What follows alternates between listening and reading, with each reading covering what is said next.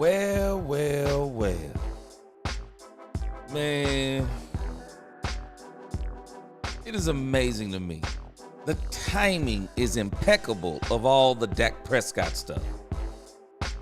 Dak Prescott, there's a viral video released yesterday of Dak Prescott looking, as good as ever, ready to hit the field after surgery and his injury, the recovery. And then, of course, we get all the haters that seem to come out. But hey, it's all good. It comes with the territory. But at least people ought to be truthful sometimes rather than just being critical for the sake of being critical. But again, I'm not going to keep you guys long. I know it's a beautiful day outside. Many of you are probably outside enjoying your day. So some of you are going to catch this on the replay. So welcome, Cowboy fans and Cowboy haters alike. I'm the G, and I'm the host of Let's Talk Cowboys, where we talk facts. So if you like this video this live stream, please like, share, subscribe, hit that notification bell so you know the next time we post another video or post another live. We also ask that you become a member of this channel. We have a lot of great things coming, and I'm telling you, I'm not just saying that. There are a lot of great things coming on this channel.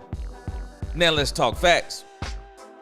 And so today we got a very good show. It's not going to be that long once again. I'm going to try to maybe about 2 hours tops, but a great show today. Got 3 great topics we're going to be talking about. And let me introduce you to those topics we're going to be talking about today. We're going to be talking about Jesse Holley's take on Dak Prescott. Jesse Holley's take. And again, it's amazing to me. The timing was impeccable. Not last week. Not the week before last. Nope. Not February. Nope. Not January. The day that the viral video comes out about Dak Prescott. Could this be somebody trying to piggyback on some of that success? I'm just saying. I'm not hating on him. Hey, us content creators, the moment we saw Dak Prescott, we already posted videos. So I get it. Maybe you want to get that take like Stephen A. Smith, and you think because you say what you say, well, it did get my attention. We'll see how many other content creators' attentions it get also. And then our second topic will be Dak under pressure. There's another article out about Dak Prescott being under pressure to deliver a Super Bowl to the Dallas Cowboys. We're going to talk about that. It'll be very interesting. And then finally, won't be that long of a discussion. At least I don't think it will. I got Ted McMillan spelled wrong there. I just noticed it. But again, the last topic of the day will be on one Ted McMillan. Let me see real quick. Let's see. Correct that right here. Technology is great when used correctly. All right. Let's see. I tried to correct that. I thought I corrected that. But again, we'll be talking about, we will be talking about Ted McMillan. There it is. There's an interesting little video that has surfaced about Ted McMillan. And I want to get you guys' thoughts on this, and then we'll see what's going on. So, without further ado, let's get ourselves a roll call, and then we're going to get going on this show. Appreciate y'all rocking with me on this beautiful this beautiful Saturday afternoon. Beautiful Saturday afternoon. All right, let's get this roll call going.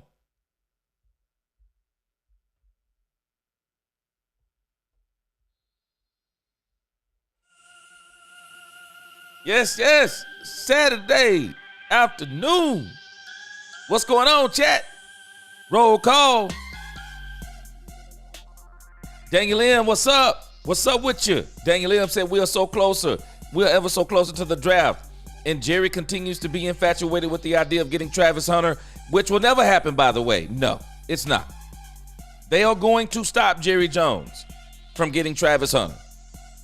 No worries in that area, Daniel M. They are going to stop him.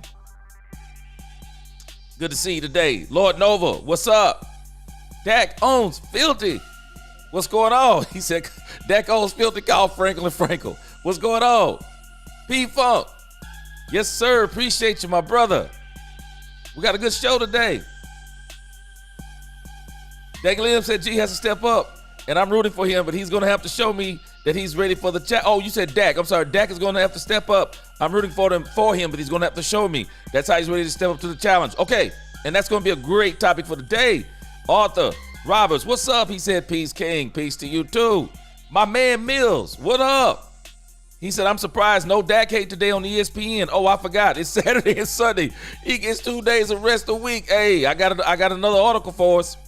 And I don't know if it's going to be necessarily hate, but I got some pushbacks on this particular article. I got some pushbacks. Katharina, what's going on? Good to see you. My brother Roderick, what's up? Yo, you at the JOB holding it down today.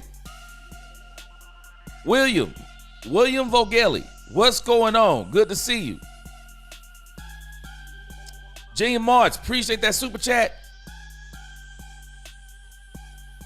He says, Dak won't win at all if they give him his CD, a 3 Jesse Hollies. I get what you're saying. Yeah. If all they give him is CD and 3 Jesse Hollies. Oh, that's so funny. I got you, Gene Match.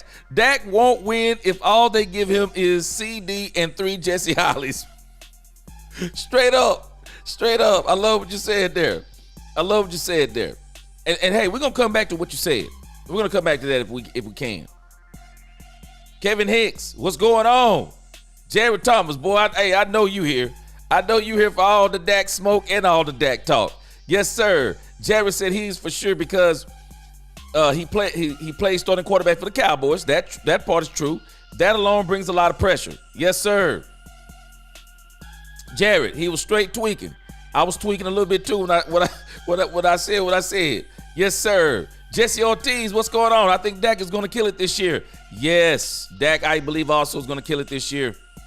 Jay Snipes said he believes Dak is under pressure to win. Most paid in 10 years with many Pro Bowler weapons. Okay. Hurts, Allen, Dangles are younger and have played better when it matters. Okay, we're going to talk about that in just a moment.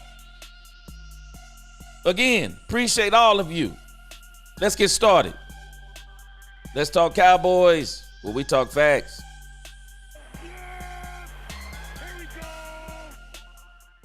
All right, so let's get to our first topic for the day.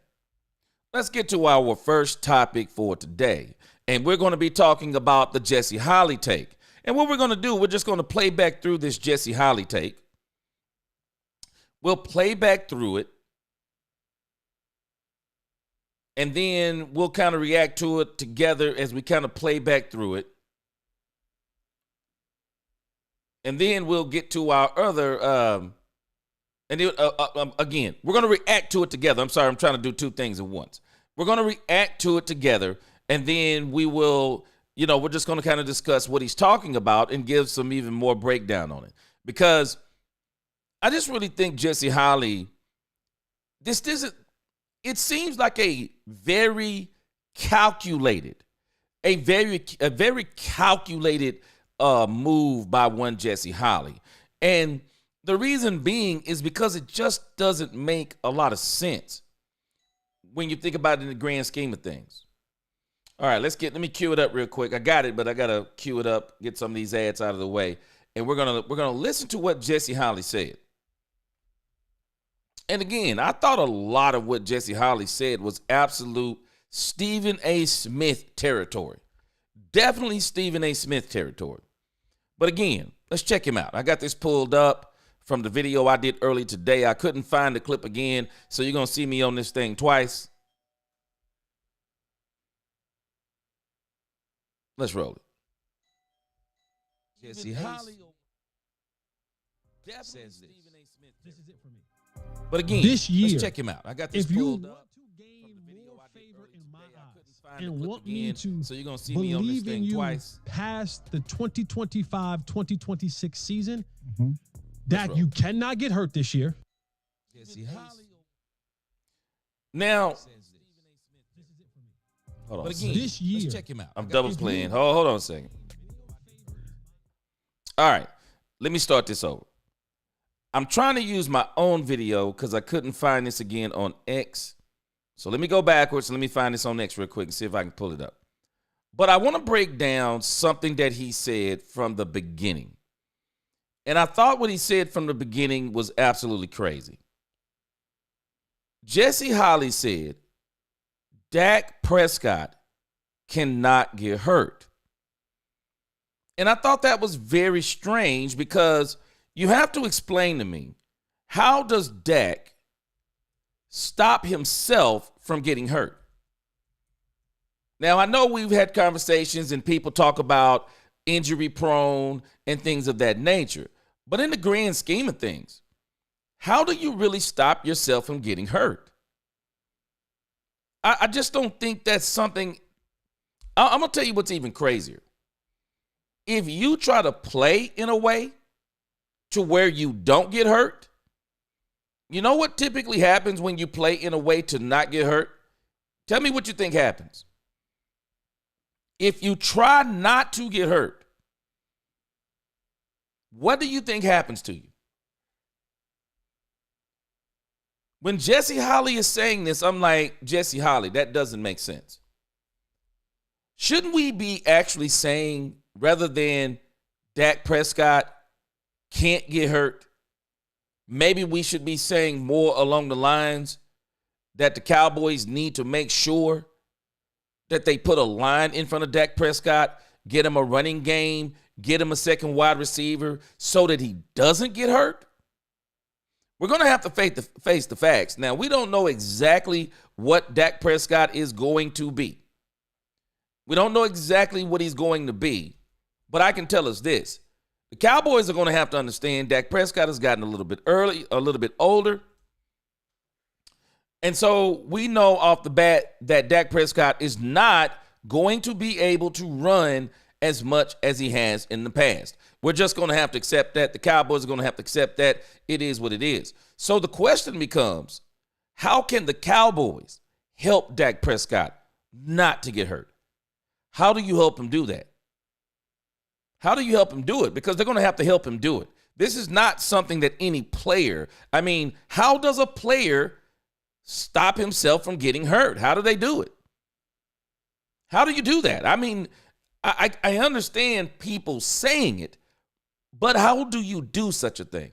That to me is really insane to even think of such a thing. And let me read some of you guys' comments on this as I'm going to pull this thing up about Jesse Holley. I just don't want to hear it double in my ear, and that's why. Let's see.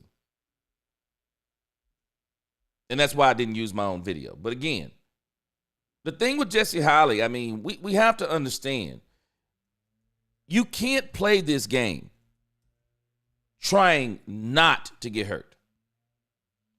It's hard to play this game trying not to get hurt. Because when you try not to get hurt, that's when you actually get hurt. That's when you get hurt. And so that part is absolutely dangerous. Let me see what some of you guys saying on this, on the hurt part. Let me go back here. Skeptical fan, appreciate the support as always. What's going on with you? Good to see you in here.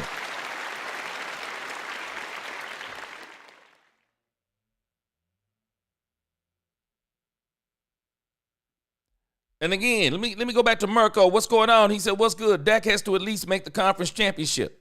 Now, let me say this part. So I want us to hear what's being said and how it doesn't make sense. So you're telling me the Dallas Cowboys are going to turn over 10 to 20%, maybe even 25% of the squad. They're going to turn over 10 to 25% of the squad. They're then going to bring on an entirely new coaching staff, a first-year head coach. And we're saying that Dak Prescott alone has to take this team deep into the playoffs. If that is your expectations, you may be totally disappointed this year. You may be totally disappointed this year. That is not my expectation. My expectation is sensible in my estimation. My expectation for the Dallas Cowboys are this simple. The Cowboys will win 10 to 11 games. They will get back to winning. But in all of that, they're going to have to gel and get everybody on the same page. And all of this is barring injury. Do I believe the Cowboys will win a playoff game this season? Yes, I believe the Cowboys will win a playoff game this season. But when you talk about a deep playoff run, you're talking about the NFC Championship game. You're talking about the NFC Championship game. I got to see what else the Dallas Cowboys put around Dak Prescott before I come to the conclusion that the NFC Championship game is what we should be expecting. Because I'm telling us right now, if we do not get out of this mentality, we're going to not enjoy this football season.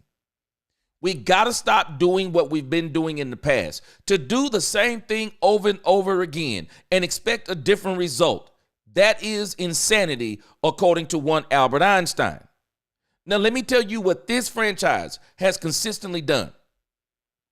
This franchise has consistently come out season after season since Dak's rookie season. After the rookie season, these expectations kind of got set. That Dak Prescott alone, Dak Prescott has to overcome any deficiencies, any personnel, no matter what we lack in personnel, no matter what's going on with the coaching.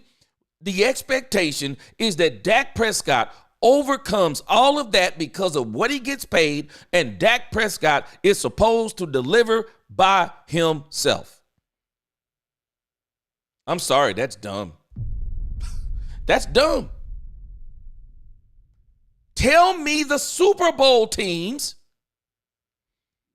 Tell me the Super Bowl team, excuse me. Tell me the Super Bowl team. Tell me the Super Bowl team that the quarterback put the entire team on his back. I mean, they didn't do anything. The run game is dead. One wide receiver. The defense giving up more than 20 plus points. Name me the Super Bowl team where the quarterback put the whole team on his back. Name me that team. Name me the team that Troy Aikman did that for. Name me the team. Name me which one of the 90s Cowboys team that Troy Aikman, with a lack of talent, tell me the team that Troy Aikman put on his back to where we looked at that particular season and we said, Troy Aikman is the sole reason why they got to the Super Bowl. Tell me which one of those teams was it? Because I'm laughing that we are asking Dak Prescott to do something. And I'm going to say it. I've been saying it. I'm going to say it again. We never asked Troy Aikman to do this. We never asked Troy Aikman to do it. And I'm going to tell you why we didn't ask Troy Aikman to do it. Because Troy Aikman couldn't do it. That's not a knock on. That's not a knock on Troy Aikman. He couldn't do it. Because nobody can do it. No quarterback can do this on his own. Period. End of story. There's no discussion. There is not one quarterback that can put an entire team on his back with no run game, one wide receiver, defense giving up more than 20 points. There is no quarterback that does that on his own. You show me the quarterback, and I bet you we'll go back through that game, and we will see where there were players on that team that stepped up in ways that kept that team in that game. Yes, even with Patrick Mahomes, there were players that stepped up during the Patrick Mahomes Super Bowls that we don't even talk about these players because we just want to say the quarterback. It's lies. It's all lies. But again, I'm just staying within our own franchise. Tell me the year. Tell me the year that we asked Troy Aikman, hey, Troy Aikman, we need you to make sure that when we go into the season this year that it's all on you. It's all on you, Troy. It's you or bust. Tell me the season. We're asking Dak Prescott. We're asking Dak Prescott to do things that we should not be asking the quarterback to do. And everyone is getting smart on this. No one else is doing this dumb stuff either. Again, no one else is doing this dumb stuff either. You know what teams are doing? The Buffalo Bills. Many of the Dak Prescott haters, will they argue that Josh Allen is better than Dak Prescott? So explain to me that if Josh Allen is better than Dak Prescott, why are the Buffalo Bills also now trying to load up a super team around Josh Allen? Why are they doing it? Why are the Buffalo Bills scrambling to put players around Josh Allen now? After they made him the highest paid, he's got the most guaranteed money of any player in NFL history. Why are the Buffalo Bills doing it? Why did the Detroit Lions do it? Why did the Philadelphia Eagles do it? I mean, explain it to me. Why did the Baltimore Ravens do it? Why are all of these teams with Super Bowl aspirations who feel like they have the quarterbacks that can win these Super Bowls? Why are they all doing the same thing that we're now hoping that the Cowboys are doing with Dak Prescott? They are trying their best to put together complete teams. They're all doing it. Everyone who can afford it, they're trying to do it. The Washington Commanders, does anybody see what they're doing? They're trying to put a team. They're trying to put as much around Jaden Daniels as they can. Now, I don't know what the Houston Texans are quite doing with C.J. Stroud, seeming that they've gutted out his entire offensive line, but this is what most people are doing. The Los Angeles Chargers. Watch what they're going to do. They're trying to put players. They're trying to put players around Herbert. Do you see what Sean McVay is doing? Sean McVay, why do you think he went and got Devontae Adams? Why do we think he went and got Devontae Adams?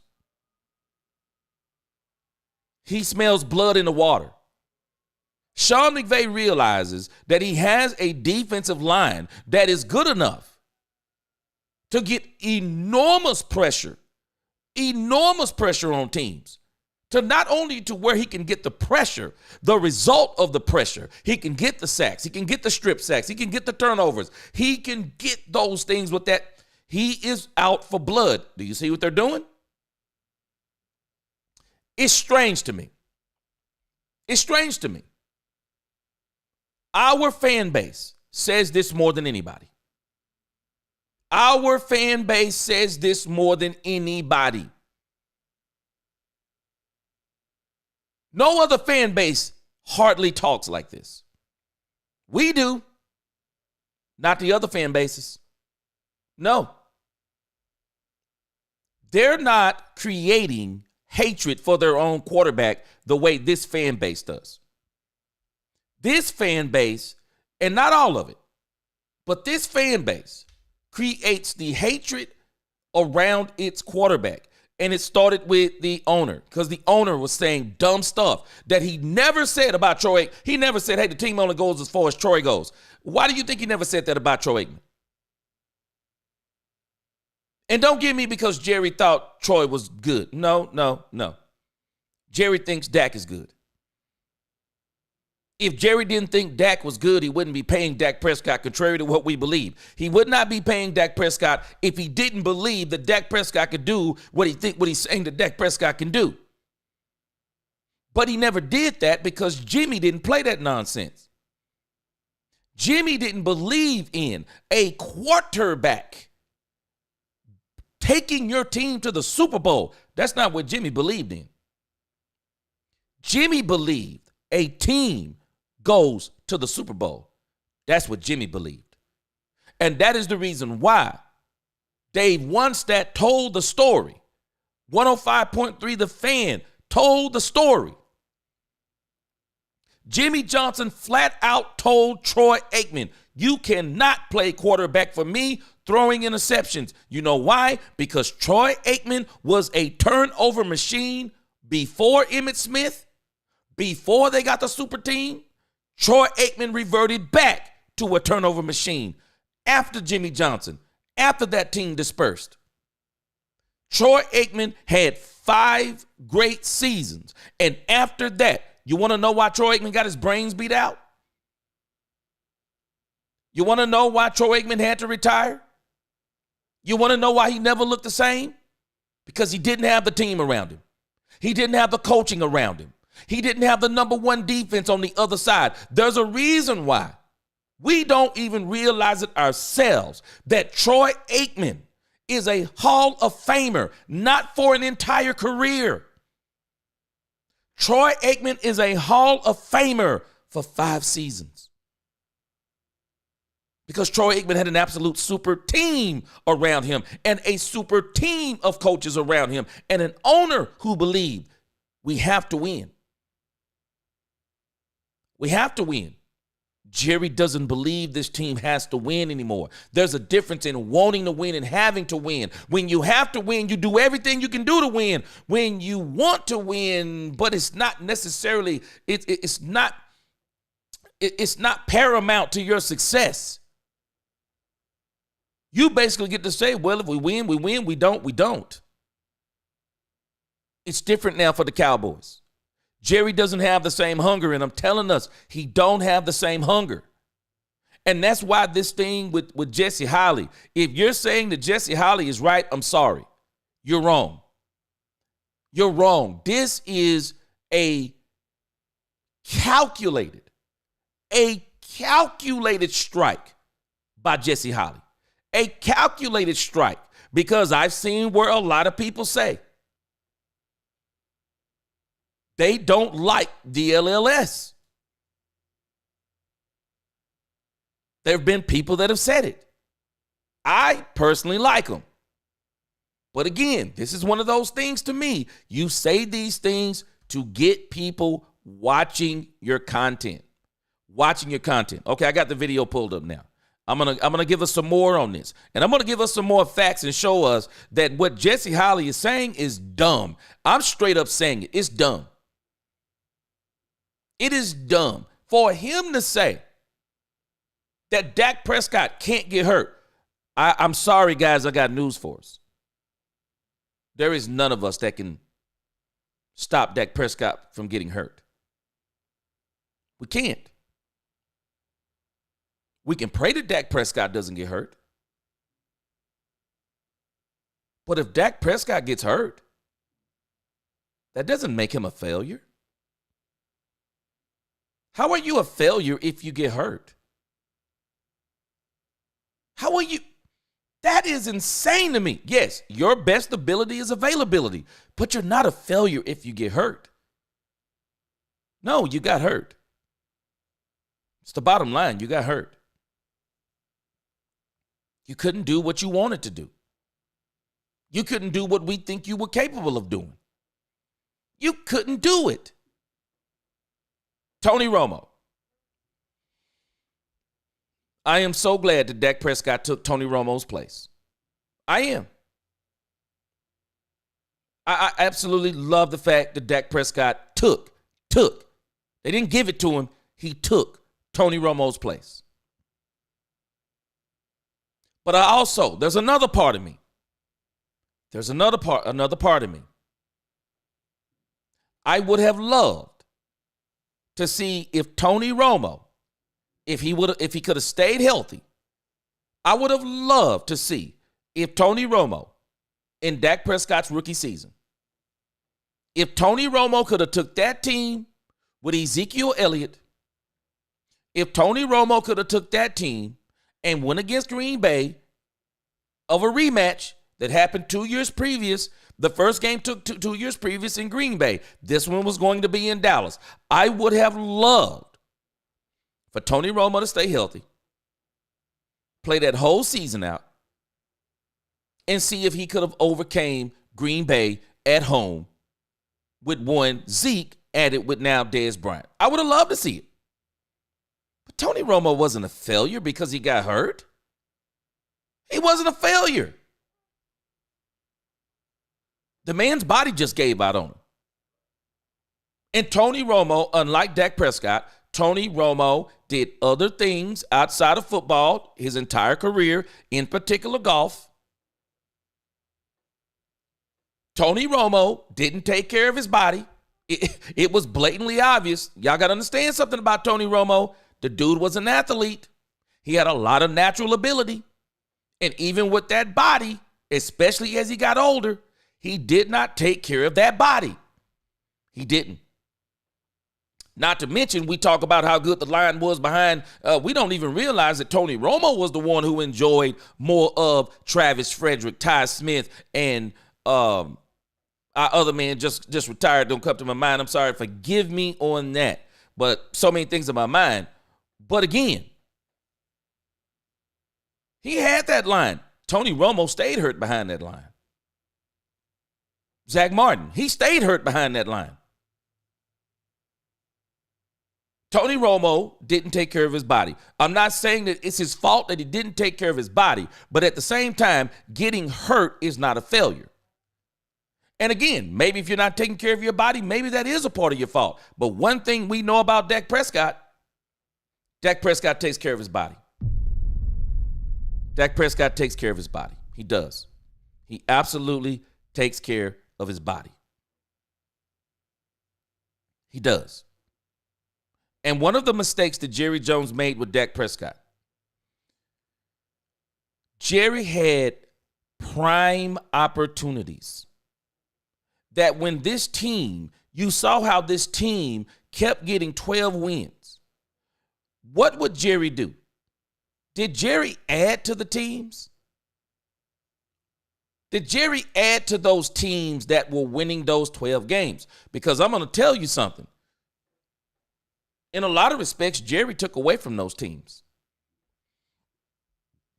Jerry took away from those teams. We're never going to admit it. But Amari Cooper was one of the dumbest moves we ever made. Zeke is probably the dumbest move as it applies to the contract. That was the dumbest thing they did during the Dak era, was the Zeke contract. There are other things they did during the Dak era that was dumb. But I would classify Amari Cooper being traded for a box of Cracker Jacks was dumb. Was dumb. 2023, I'm telling y'all, it took a toll on this team. It was the crescendo of the 12-win seasons. And the expectations were so high, but the reality is they just shouldn't have been high. The running game was not there. We couldn't stop the run. We only had one wide receiver. And all of that came to fruition against Green Bay. Jerry, rather than saying that we had a great team that needed some tweaks in 2023, people were screaming for the Dallas Cowboys to trade for Derrick Henry in the 2023 season at the trade deadline, and the Cowboys didn't do it. Not only did the Cowboys not do it, the Cowboys didn't go in the trade deadline and even add to the running game. Ezekiel Elliott had been made useless by that time. Came back, I think, that season. I'm thinking, did he play? I thought he played that season. I'm trying to think of which season it was, but it was one of those seasons where Zeke got an injury, came back too early. But whatever the case may be, Tony Pollard was coming off of the leg break. And maybe we had gotten rid of Zeke by that time. My memory with all of those things. I'm thinking Zeke may have been gone. Tony Pollard is coming off the leg break. But regardless, we didn't go get another running back. We did not go get another running back. And I'm thinking that's the 2023 season. Zeke was gone the 2022 season. Tony Pollard was coming back from injury. We didn't go get a running back replacement. We didn't. We played a playoff game with no linebackers. 2023 was the season, and we blew it. We blew it. Jerry blew it. They didn't go put players around Dak Prescott. They blew it. They absolutely blew it. Let me go to some of you guys' comments. Daniel M., he said, guys, the 2022 Cowboys was fine, but Dak had career-high 15 interceptions that season. And that was also the season that Dak came back early from the thumb. Yep. Mike McCain. Roger Staubach had the doomsday defense, and Troy Aikman had a defense that was just as powerful in the offense, if not more. Both of those quarterback defense won their championship.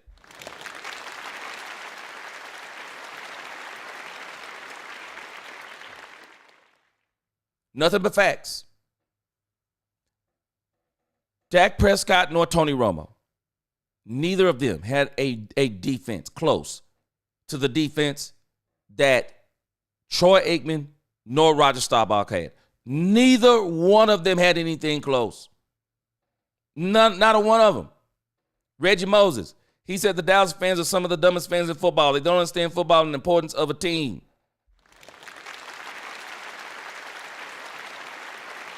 Reggie, we're the only team, we're the only one that talk like this. We're the only team that talks like this. Someone mentions all is well. He said Eli Manning. Now, let's think about Eli Manning. Eli Manning had a great team around him. Period. Eli Manning had a great team around him. You want to know why you want to know why they pushed back on Eli Manning going into the Hall of Fame? You want to know why they're pushing back? A lot of us don't remember this. They tried to push back on Troy Aikman a little bit too. They tried to push back on Troy Aikman a little bit too because people talked about the team that was around Troy Aikman. They talked about the team. They did. And I'm telling us, I've done this before. You go back and look at Troy Aikman's stats, and you will totally understand what I'm telling you. Troy Aikman rarely lit it up. Someone says, well, if he needed to, he could have. That's the point. He didn't need to. That's the exact point. Troy Aikman never needed to light it up. And we saw what happened against the San Francisco 49ers in the playoffs when Troy Aikman attempted to light it up. You want to know what happened against the 49ers and why we wound up losing that game? Because Troy Aikman threw 3 interceptions.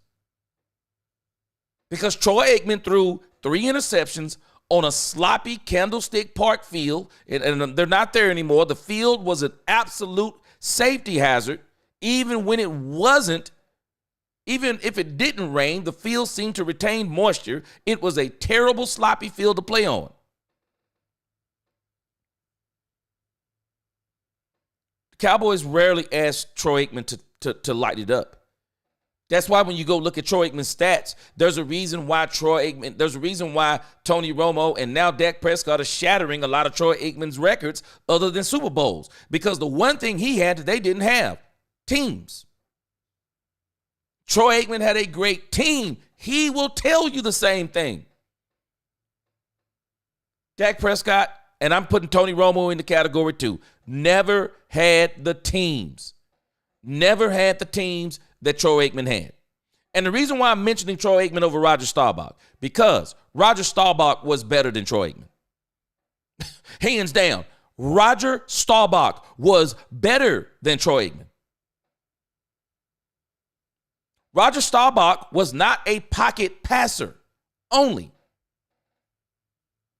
There's a reason why a lot of people are too old. Some of us are too young to remember.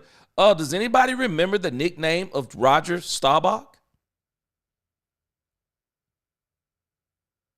Roger Staubach was today's quarterback before today's quarterback. They called him Roger the Dodger for a reason. He was dangerous.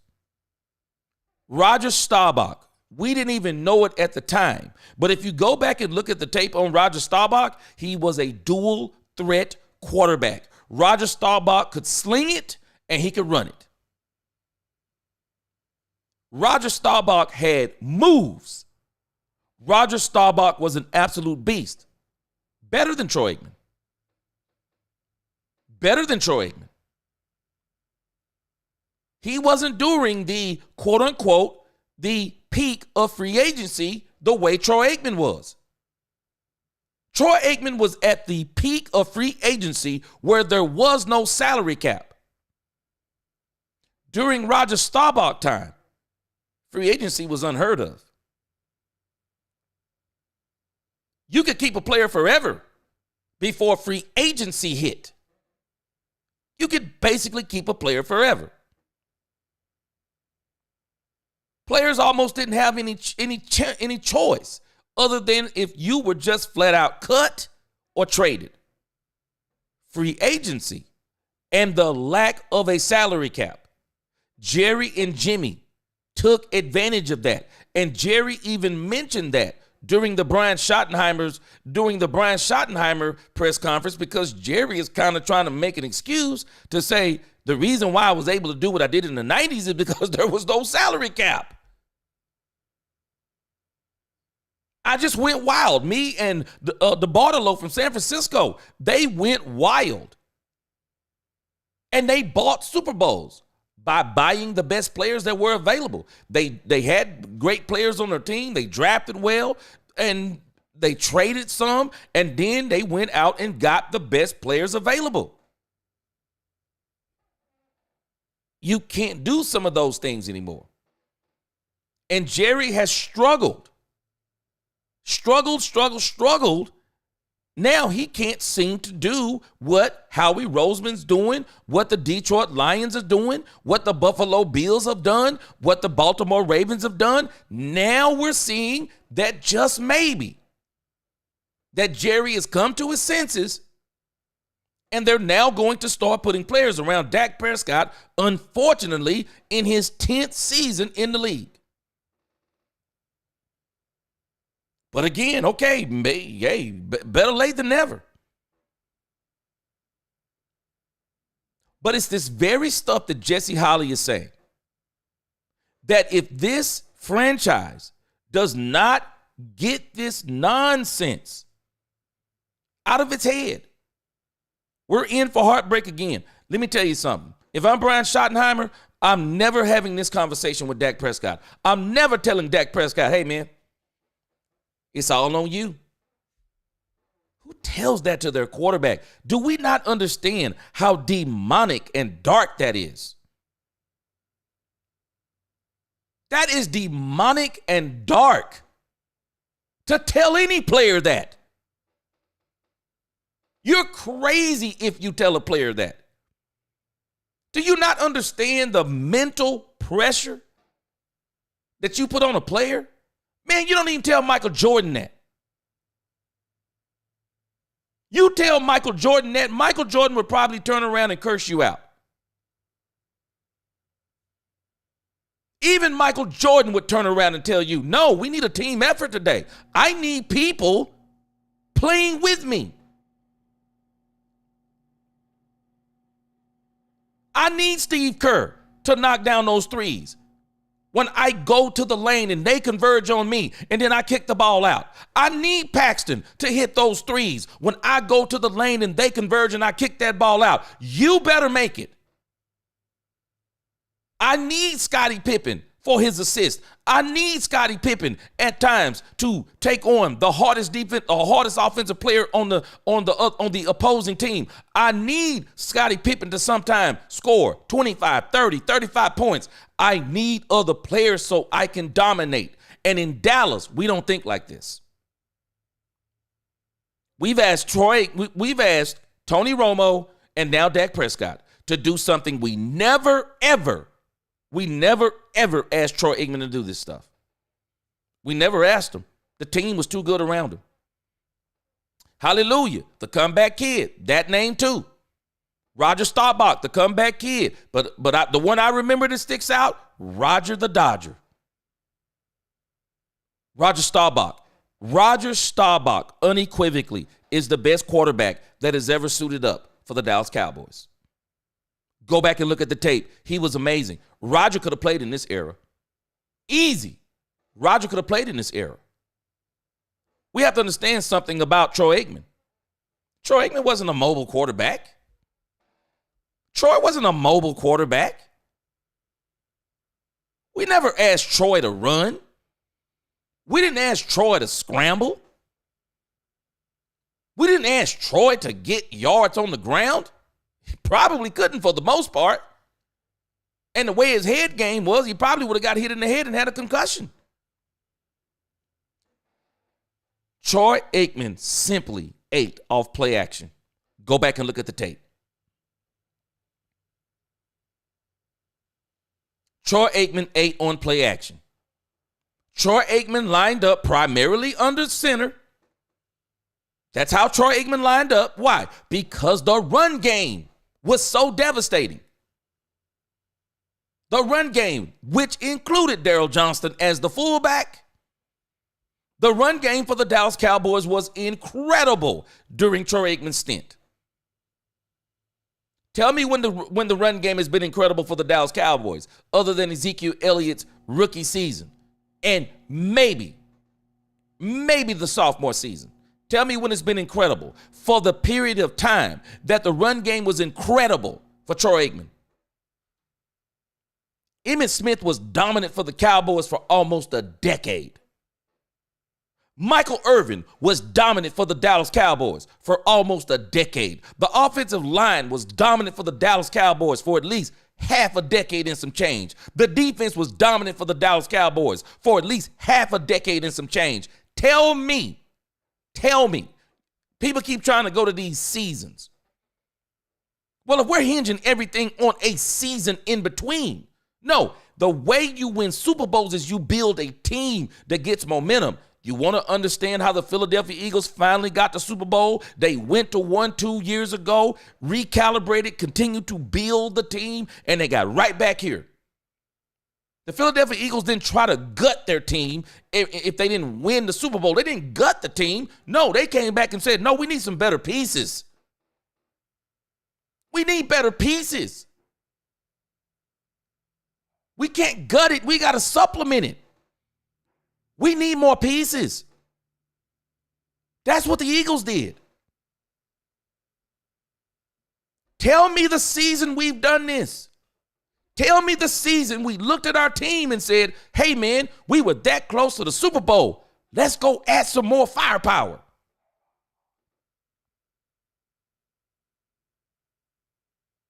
Who goes to the playoffs in 2023? No run game, can't stop the run because you don't have linebacker play, and just gut the team. Who does that? Gut the team? You know what most teams would have did? Hey, hold on a second. So we couldn't stop the run. Let's get some more defensive tackle depth. And let's go get some linebackers. That's what we'll do.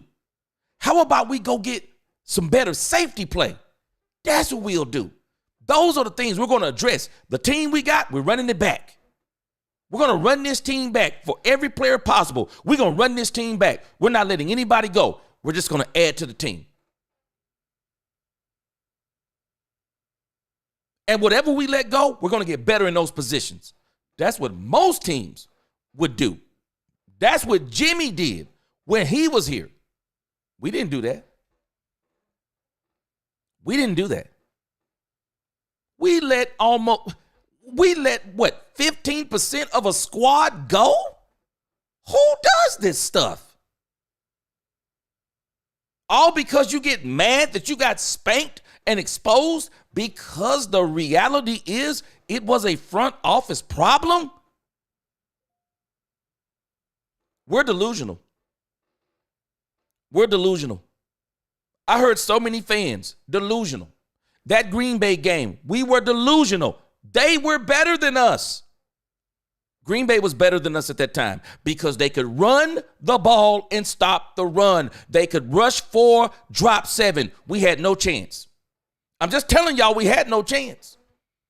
Without an interception, we had no chance. You want to know why? Our defense didn't stop Green Bay their first 9 drives. We had no chance.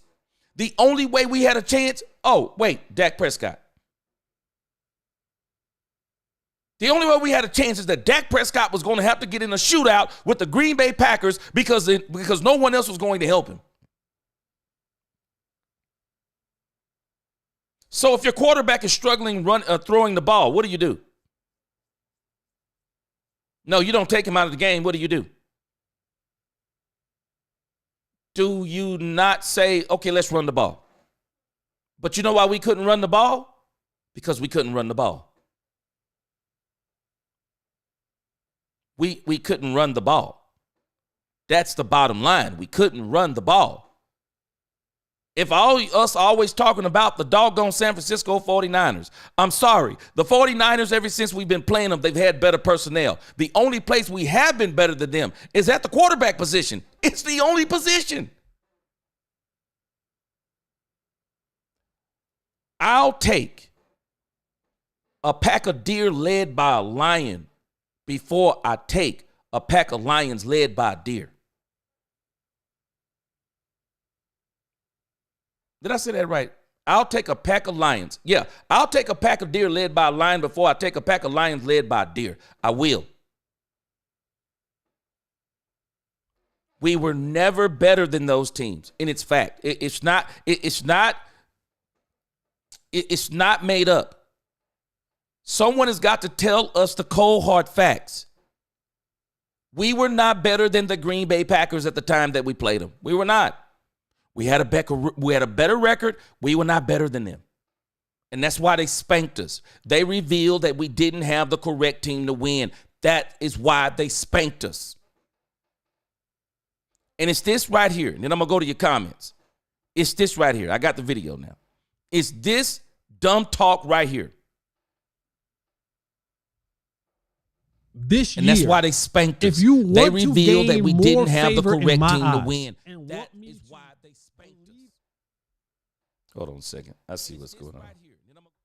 I have a video playing back here, I think. That's my problem.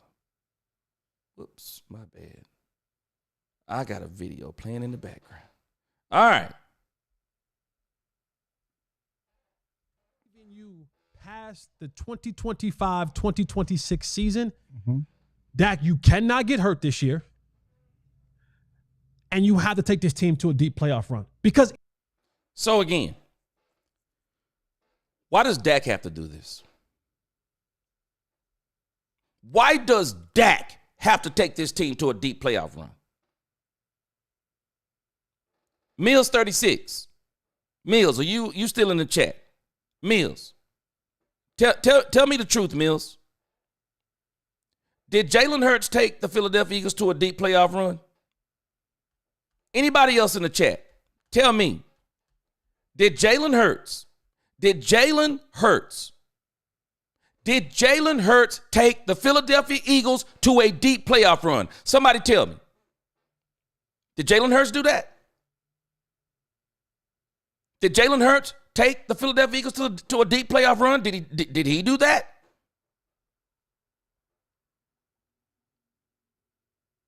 Because I'm recollecting in my head that Jalen Hurts, and everyone knows I like Jalen Hurts. Jalen Hurts did not. Let me repeat. He did not take the Philadelphia Eagles to a deep playoff run, nor did he take them to the Super Bowl. Hall of Fame. Hurts is a dog. Who's disagreeing? Two things can be true because Dak Prescott is a dog. Do you know that 2 dogs fight and 1 loses? That don't make them not be a dog. When I was growing up, we had pit bulls. We had pit bulls when I was growing up. Well, other folk had pit bulls too. So you think because two pit bulls fight that one beats up one of the pit bulls, we think that one of the pit bulls is not a pit bull? But let me tell you about our pit bull. My uncle, for whatever reason, he was a master dog fighter trainer. And there's a difference when somebody is raising a pit bull and somebody who's raising a pit bull to be a killer. Those are two different things. Those are two different things. See, even in a dog fight, folk don't understand something. Let me put you up on game. The owner matters. The dog trainer matters. You take your good-looking pit bull all you want to. You take your pit bull to a dog fight, and you think, oh, yeah, my pit bull, yeah, look how big and strong he is, but I'll take him to a dog fight. You watch what happens. Someone who has truly trained their pit bull to kill, your pit bull, you're not taking him to the crib. Not walking, you're not. It don't mean you're not a dog because you get beat. We got to stop saying this stuff. Dak Prescott is a dog. He's a dog. But the problem is, a football team is supposed to be a pack of dogs. It's a pack of dogs. When a pack of dogs go up against a pack of dogs, I don't care how good the dog is you have. If you got one good dog with a pack of dogs and those other pack of dogs, they have a whole lot of good dogs, you done. You are absolutely done. And it's amazing to me. We talk about the Dallas Cowboys not realizing these teams that be beating us, they be beating other teams too. The talk around Dak Prescott is insanity. And we don't say this about other quarterbacks. We don't. We do not say this stuff about other quarterbacks. It's only Dak Prescott. It's only Dak Prescott. It's amazing to me that Dak Prescott is not a dog, but in the Green Bay game, the one player that I saw that kept playing was Dak Prescott.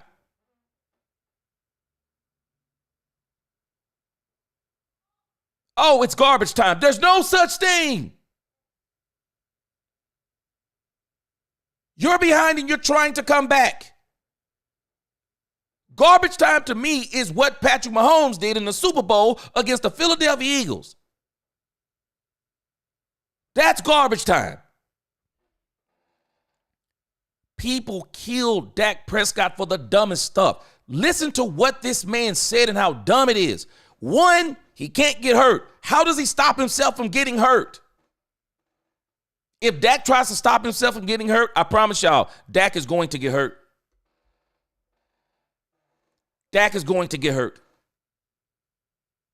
If Dak plays not to be hurt, Dak is going to be hurt.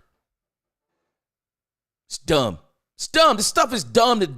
Oh, and then he has to take us into a deep. Wait, hold on. What about Michael Parsons?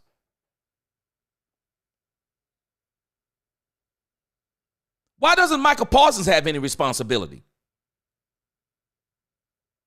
Where's his responsibility? Where's CeeDee Lamb's responsibility? Where is everyone else's? Okay, we just signed Oso Digizua. Where's Oso Digizua's responsibility, Jesse Holly? In order, and I told y'all this before, in order for a dominant player to truly be dominant, he needs some other players around him to be dominant. We may not realize it. I keep going back to Michael Jordan. We might not realize it. Scottie Pippen was a dominant player.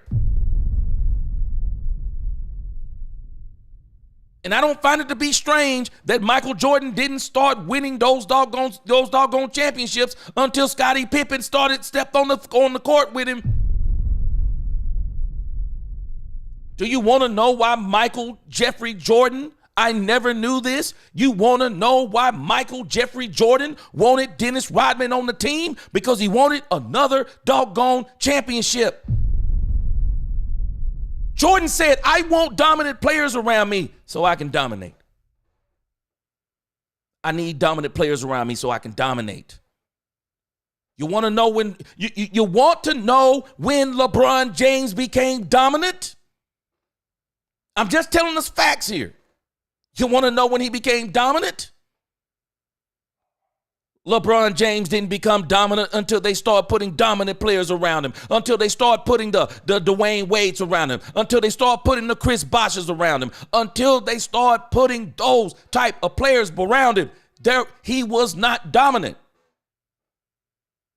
You can dominate, but you can't be dominant. We so crazy in the head. We don't even realize the problem with Dak Prescott is he has been dominating, but he can't be dominant. He can't be dominant because in order to be dominant, you need players around you. Isn't it strange? Jalen Hurts in the previous Super Bowl dominated, but they lost. In this Super Bowl, he was dominant. Why? Because his team dominated. There's a difference. There's a difference. Dominant players become dominant when you put dominant players around them. But if you give me a player that dominates and he's not on a team, guess what happens? He dominates, but he loses.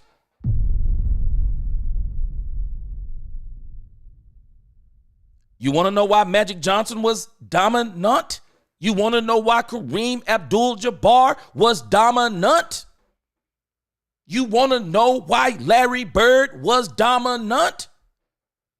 Because people don't understand. There were players around him like McHale, like Parrish. People don't understand Danny Ainge, that nerdy looking dude, how good he was. People don't understand.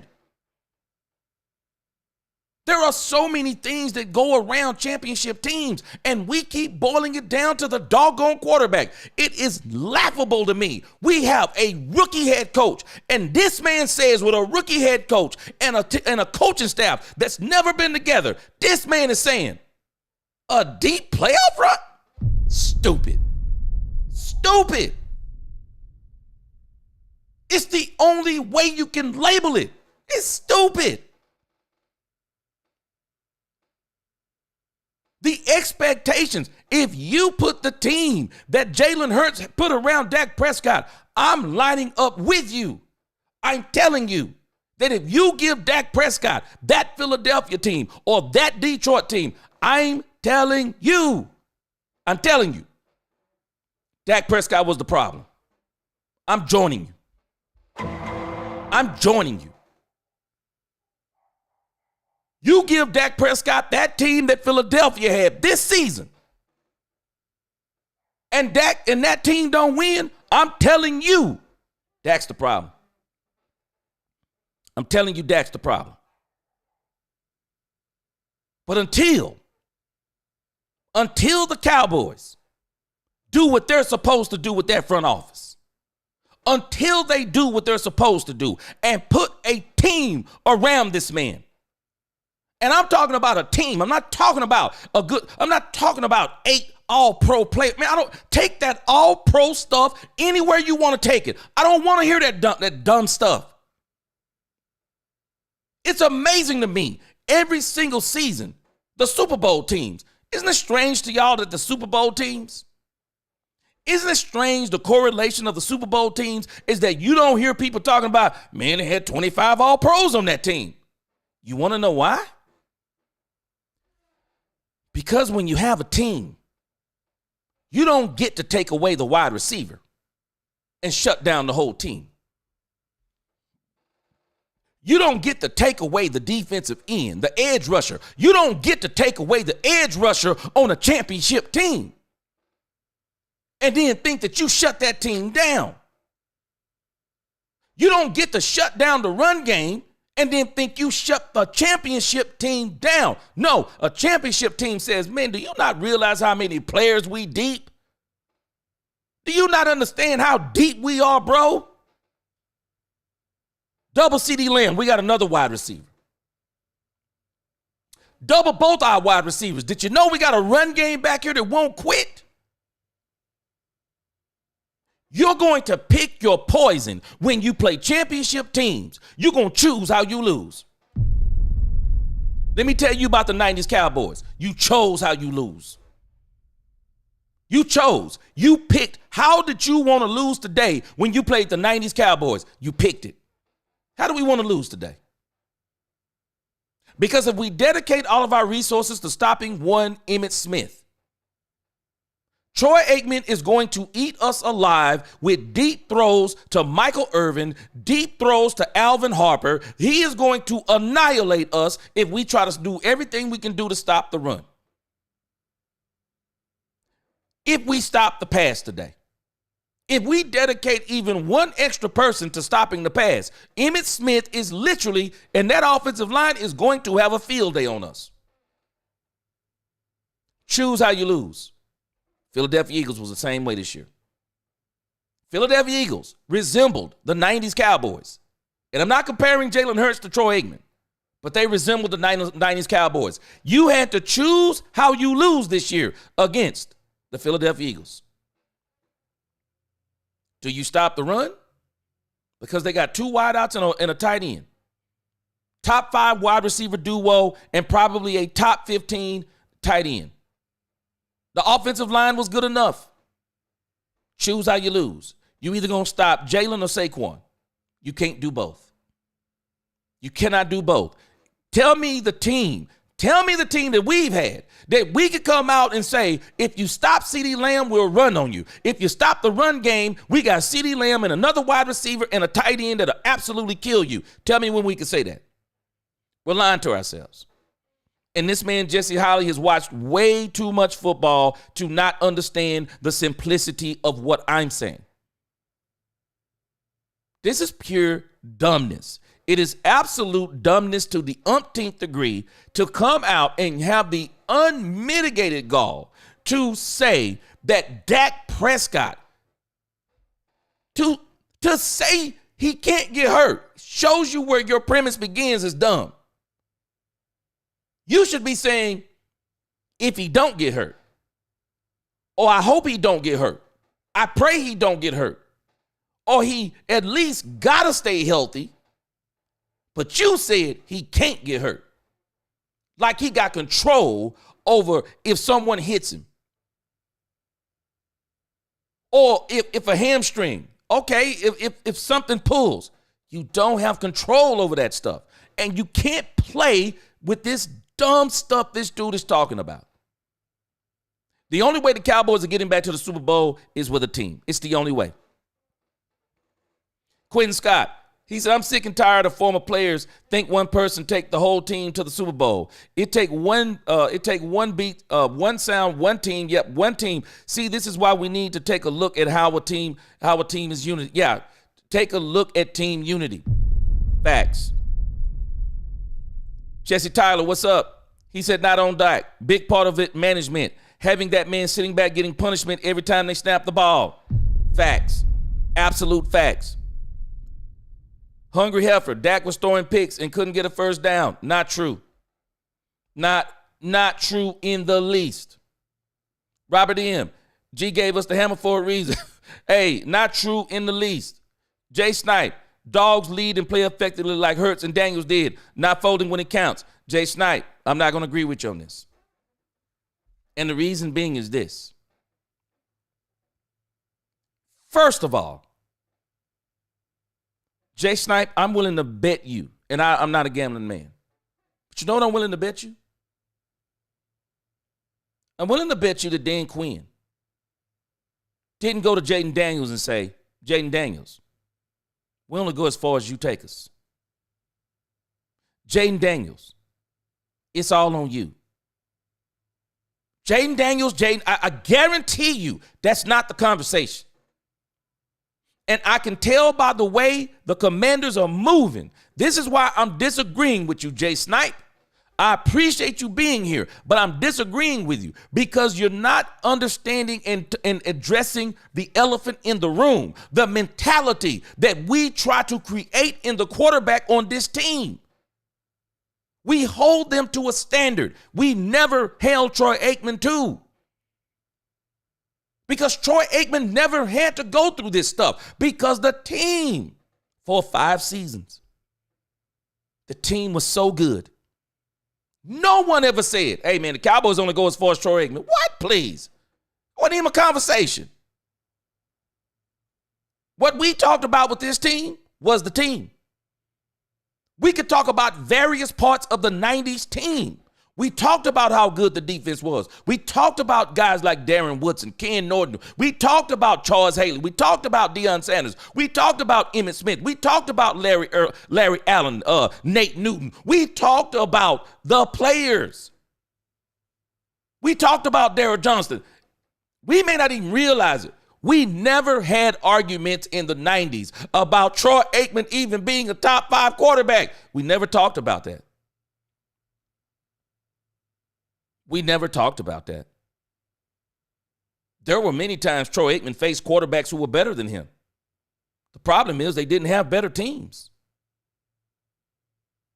Troy Aikman faced unequivocally quarterbacks that were better than him at the time, and there's no one who would argue with us that these quarterbacks were better than Troy Aikman. Steve Young was better than Troy Aikman. He was. Steve Young was better than Troy Aikman. If you think that Troy Aikman took that Dallas Cowboy team to 3 Super Bowls, one, you're mistaken. They had a great team. Steve Young on that same team would have not only won those Super Bowls, would have been maybe even more dominant because Steve Young not only had an arm, but this dude right here, Steve Young could run the ball. This dude could run the rock. He'd have been crazy on a team like that. There's nobody that'll tell you Troy Aikman was better than Steve Young. Not going to tell you that type of stuff. They're not going to tell you Troy Aikman was better than Jim Kelly. They're not going to tell you that. Jim Kelly was an absolute monster. 4 straight Super Bowls. He just wasn't on the best team. He ran up against the best team. And I don't care who you are. I don't care who your quarterback is. When you run up against the best team, 9.5 times out of 10, you're getting your butt beat. The best team is going to beat the team with the best quarterback 9.5 times out of 10. You're getting your butt beat. End of story. You're getting your butt beat. And we don't even realize the mentality that we put inside not only of the quarterback, the mentality that we even put on a team is insanity. It's Dak or nothing. Let me tell y'all something. I couldn't be on this team. I couldn't be on this team. Every single person I heard say this nonsense, I would vehemently go at them. I would go at them so hard, I'm telling you, they wouldn't want to see me no more because I would straight up tell them, I'm a player on this team. Dak Prescott isn't the only player on this team. I'm telling them this as a player. And it's shameful on this team. We don't have more players saying this. I bet you I would be saying it. I bet you the 90s Cowboys would have been saying it.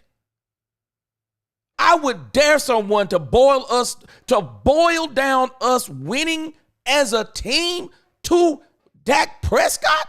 Embarrassing. Embarrassing. It is flat out embarrassing. And until this team changes that dumb stuff, and to even try to put this spooky witchcraft in the head of the quarterback, there are just things that I wish I could scrub from the internet so that the players couldn't hear this dumb stuff. But again, if I'm building the team, Jesse Holley, you just made it to the bulletin board, brother. Let me tell you what this man said about our team. I was Brian Schottenheimer. I would be fired up about this.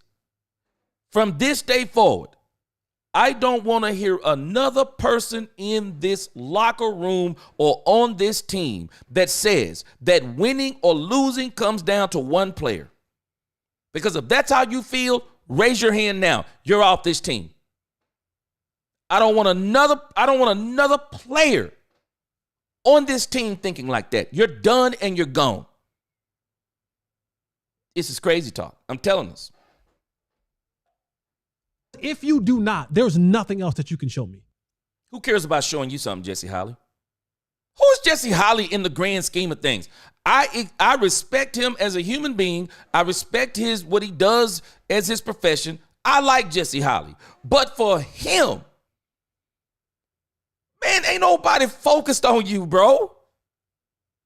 That's crazy work. That's crazy work. No. A.J. Brown said it best. They tried to tell A.J. Brown for the Philadelphia Eagles. They tried to tell A.J. Brown that Dak Prescott is trash. And I quote, A.J. Brown said, nah, man, that's not true. A.J. Brown said, nah, man, that's not true. No, that's not true. Dak Prescott is one of the good ones. He said, now, I don't know exactly what happens to Dak Prescott during the playoffs. He said, but during the regular season, he said, Dak will destroy you. I know what's wrong. I know what's wrong with Dak Prescott in the playoffs. I know exactly what's wrong. Because it requires more than one person to win in the playoffs. The best teams win the Super Bowls. There's some anomalies out there, but the best teams, year after year after year, the best teams win the Super Bowl. There's no arguing it. The best teams win the Super Bowl. Not the best quarterbacks. The best teams win the Super Bowl. Show me where the quarterback won the Super Bowl, and I'm going to show you 8 times out of 10. I guarantee you that quarterback had a team that was stacked and a defense that was insane. There's only one that bucks that trend, and that is Patrick Mahomes. He's an anomaly. But did you see what happened to him this year? He couldn't do it. He couldn't do it. The team for the Philadelphia Eagles were too good. Couldn't do it.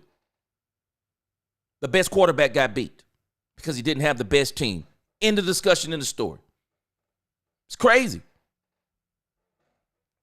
William, I love what you said. Plenty of dogs haven't won the Super Bowl. Straight facts. Dan Marino, straight dog. Never won a Super Bowl. Never won. Dan Fouts, straight dog. Never won a Super Bowl. There are so many of these great, historically great quarterbacks. They never won Super Bowls. They never did. 2 dogs fighting and one lose don't make the other one not be a dog. It doesn't. It doesn't. I love that. Jay Snipe, defense scored points and made the Eagles win. The Eagles were dominant. Their defense was dominant. Jalen Hurts, you know what the difference between this Super Bowl and the last one? In the last Super Bowl, the Kansas City Chiefs, they scored 38 points against the Philadelphia Eagles. Look how many they scored this time. There's a difference. There's a difference. I'm telling us there is an absolute difference. What's going on, Lost in Translation? Good to see you. Robert M., you hit it right on the head. Comparison is the enemy of joy. I said it before. Comparison is the enemy of joy. Dak has only been 9 years. For everybody mad at Dak, what about the other 20 years? They forget that he hasn't been here the other 21 years. And notice what I keep doing, Robert. You notice how I keep including Tony Romo? They did this same dumb, irresponsible stuff to Tony Romo. The same stuff. Every year, it was like we were saying that Tony Romo was missing something. Tony Romo was missing something. We said it every single year. And again, I don't fall in the category of a Hurts hater. There were people on this channel, Jay Snipe, that were accusing me of being a Philadelphia Eagle fan. Jalen Hurts is absolutely dangerous. Jalen Hurts is absolutely dangerous with his skill set. Jaden Daniels is very promising, but I'm not crowning Jaden Daniels after one season. I'm sorry, Jay Snipe, I've seen it before. I've seen Jaden Daniels before. Dak Prescott. CJ Stroud. We've seen these rookie quarterbacks do this before. We saw Joe Burrow in his first season after being injured. We saw Patrick Mahomes when he came back after sitting on the bench the first season. We've seen this with rookie quarterbacks. It's not new. It's not new. I'm sorry, it's not new. And some of you can name other rookie quarterbacks. This is not new. It's not new. It's not. I'm not crowning Jaden Daniels after one season. Jalen Hurts, they did it in reverse this time. The first Super Bowl, they tried to rely on Jalen Hurts. The second Super Bowl, they brought in Saquon Barkley. And they did it similar to the way the Cowboys did it in the 90s. A number one defense, number one run game. Jay Snipes, tell me anything you want to. You're going to be hard to beat when you have the number one defense in football and you have the number one running offense in football. You're going to be pretty much unbeatable. I promise you. I promise you. You're unbeatable. You want to know what that shared in common with the 90s Cowboys? That's exactly how they were constructed. Best running game in football, number one or top five defense in football. You cannot beat a team when they can do those things. It's hard to beat a team like that. And that's facts. That's facts and can't be argued. Jalen Hurts had the number one running offense in football. The number one defense in football. You are hard to beat when that's your team. Hard to beat. It is. Mills 36. Majority of NFL teams win as teams. You get an outlier here and there, but for the most part, O-line, D-line, run the ball simple, and quarterback less throws. Less equals less giveaways. Look at Hurts, one giveaway in 2025.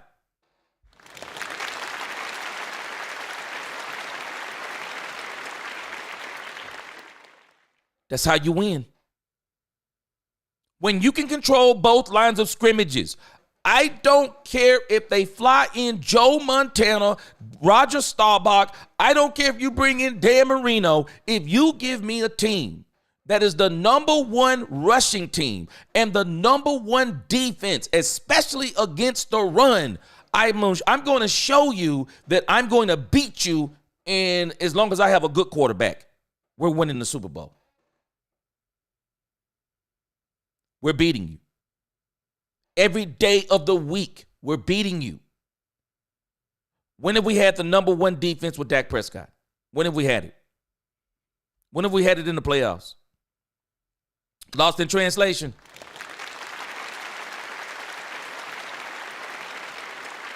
Lost in translation. A lot of people don't know what you're saying right here. You're right. He's designed not to make mistakes. Even the game plan is designed for Jalen Hurts not to make mistakes. They give him less throws. It's strange to me in the second game when the Cowboys played the Eagles. Go study that game. It's strange to me. It's strange to me how Kenny Pickett and the backup quarterback come into the game, and the vertical pass game for the Eagles goes off the charts against the Cowboys. The vertical pass game, yes. The vertical pass game for the Eagles went off the charts with Kenny Pickett and that doggone third-string quarterback. They play different with Jalen Hurts in there. They understand what his strength is. His strength is running the ball. That's what his strength is. You don't want to put the ball in the air with Jalen Hurts 25, 35 times. Not consistently. You may have one game every 6 games where Jalen Hurts does that. But you're not going to do that game after game. Jalen Hurts, and it's the same instance for Dak Prescott. Dak Prescott can't play the way Jalen Hurts plays. Dak Prescott can't survive. Not now. He can't survive running the ball like 15 times. Dak can't survive doing that. But Dak can consistently, game after game, 30 passes, 40 passes. Dak Prescott can do that game after game with no problem. And will win the majority of them. We do not understand what Dak Prescott did for 3 straight years. We are so down on this man. We do not understand how crazy this man is. And then when he don't do it, we lose our minds. You couldn't ask Jalen Hurts to do that. He's not built like that. Jalen Hurts is a very safe quarterback. That's what makes him dangerous too. He's a very safe quarterback. When you design the game plan to say, hey, Jalen, we don't need you to throw for 200 yards. Y'all name me the quarterback. Name me any other quarterback in this league that you can literally say to him, we don't need you to throw for 200 yards. Name me the quarterback. Name me the quarterback. Because in order to do that, you got to have a very, very good defense to tell your quarterback he doesn't have to throw for 200 yards. He also has to be able to run. Name me the quarterback you say that to. None of the other ones. None of the other ones. And I'm telling you, you're going to find out. This is one of the reasons. This is exactly one of the reasons. I'm not saying anything about Jaden Daniels. Jaden Daniels looks really good. The NFL has a way of catching up with you.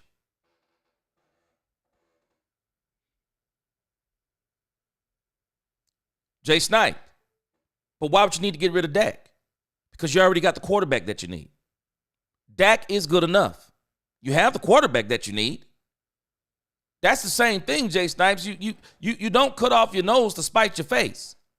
That would be like saying, well, get rid of get rid of Jalen Hurts then. Get rid of Josh Allen then. Get rid of fill in the blank. Get rid of Lamar Jackson then. Get rid of why? Getting rid of the quarterback isn't the point. You put the weapons around the quarterback that he needs, and you put the defense on the other side of him that he needs, and your quarterback is going to look like one of the best quarterbacks in the league. Period. Drew, I'm sorry. You could get past the second round with the Eagles. You could get past, and let me not use hyperbole. Let me tell you something. Fact. Kenny Pickett. With that Eagles team, Kenny Pickett would have got past the first round. End of story. End of story. Kenny Pickett gets past the first round with that team. Man, that doggone team was crazy. Doggone team was crazy. I'm just telling them, Tide Church, they're not listening to the facts. You can hate Dak all you want to, but what you can't call Dak, you can't say he's not a winner. You can't say he's not good enough because he is. The problem that this team has had is that the team around Dak Prescott has not been dominant. It is rare that you get to play with a team like the Philadelphia Eagles had this year. Because Jalen Hurts in no universe is better than Patrick Mahomes. No universe. In no multiverse universe is Jalen Hurts better than Patrick Mahomes. Explain to me again how he beat him. I'll wait. I won't hold my breath while I wait. I will not hold my breath while I wait. There is no universe where Jalen Hurts is better than Patrick Mahomes. Let me show you where I will destroy every one of you Dak haters' arguments again. There is no universe. No universe where Jalen Hurts is better than Matthew Stafford. There is no universe. The only quarterback that it can be argued that Jalen Hurts was better than in the playoffs. Yeah, I'm hurting feelings today. And you might not even be able to say this. I say this with a grain of salt. Jaden Daniels is the only quarterback. Jaden Daniels is the only quarterback. Let me take that back. I'm trying to think of the playoff. I can't think of the tree in my mind.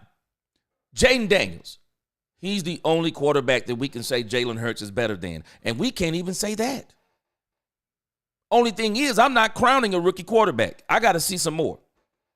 I'm not crowning a rookie quarterback. I need to see 2 to 3 years of consistency. Guys, we don't even realize how crazy what I just said is. I want you to think about what I just said. Name the quarterback that Jalen Hurts faced in this championship run. Name me the quarterback he was better than. See, I'm going to flip the whole argument to prove the point. Which quarterback in these playoffs? Which quarterback? Let me go off this for a second and I'm going to come back.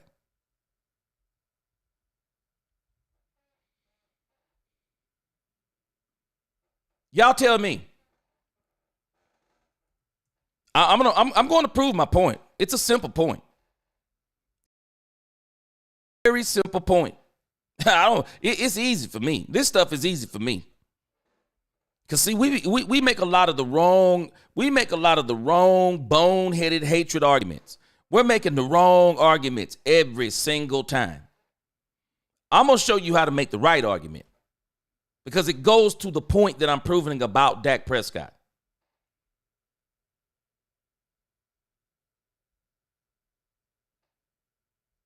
So what I'm going to put in front of you. I'm going to put in front of you. This is the playoff bracket. This is the playoff bracket. So let's think about this. So the Eagles played the Packers. Who you taking? Jalen Hurts or Jordan Love? We could say that Jalen Hurts. I would say that Jalen Hurts is better than Jordan Love. That's me. Are you saying he's better than Matthew Stafford? I guarantee you there are a lot of people that will tell you point blank, Jalen Hurts is not better than Matthew Stafford. He's not better than Matthew Stafford. Tell me this. Is he better than Jaden Daniels? There are people right now arguing Jaden Daniels is the best quarterback in the NFC. There are people arguing this right now. There are people that are saying that Jaden Daniels is better than Jalen Hurts. We don't even have to ask this question, but we will just for fun. Is Jalen Hurts better than Patrick Mahomes? Now, we can make all of these different arguments. The one that I can say is definitive is the fact that Patrick Mahomes is better than Jalen Hurts. We can argue, people can argue Stafford or Jalen Hurts. We can argue Jaden Daniels, Jalen Hurts. There's no argument with Jordan Love. Now, you ready for the megaton bomb? This is the argument that no one can dispute. Which quarterback played on the better team? Jordan Love or Jalen Hurts? See how dumb these arguments are? Which quarterback played on the better team? Matthew Stafford or Jalen Hurts? You see how dumb these arguments are? Which quarterback played on the better team? Jaden Daniels or Jalen Hurts? Which quarterback played on the best team? Patrick Mahomes or Jalen Hurts? We're making the wrong arguments, and this is why what Jesse Holly is saying is so dumb. And I can unequivocally say Jalen Hurts did not take the Philadelphia Eagles to the Super Bowl. He did not. His offensive line and defensive line is what got them to the Super Bowl and got the victory. Because in all of these games, you know what they all had in common? Defensive line dominance. You know what else they all had in common? Offensive line and running back dominance. Someone says, well, he only got 57 yards in the Super Bowl. You don't understand what you're looking at.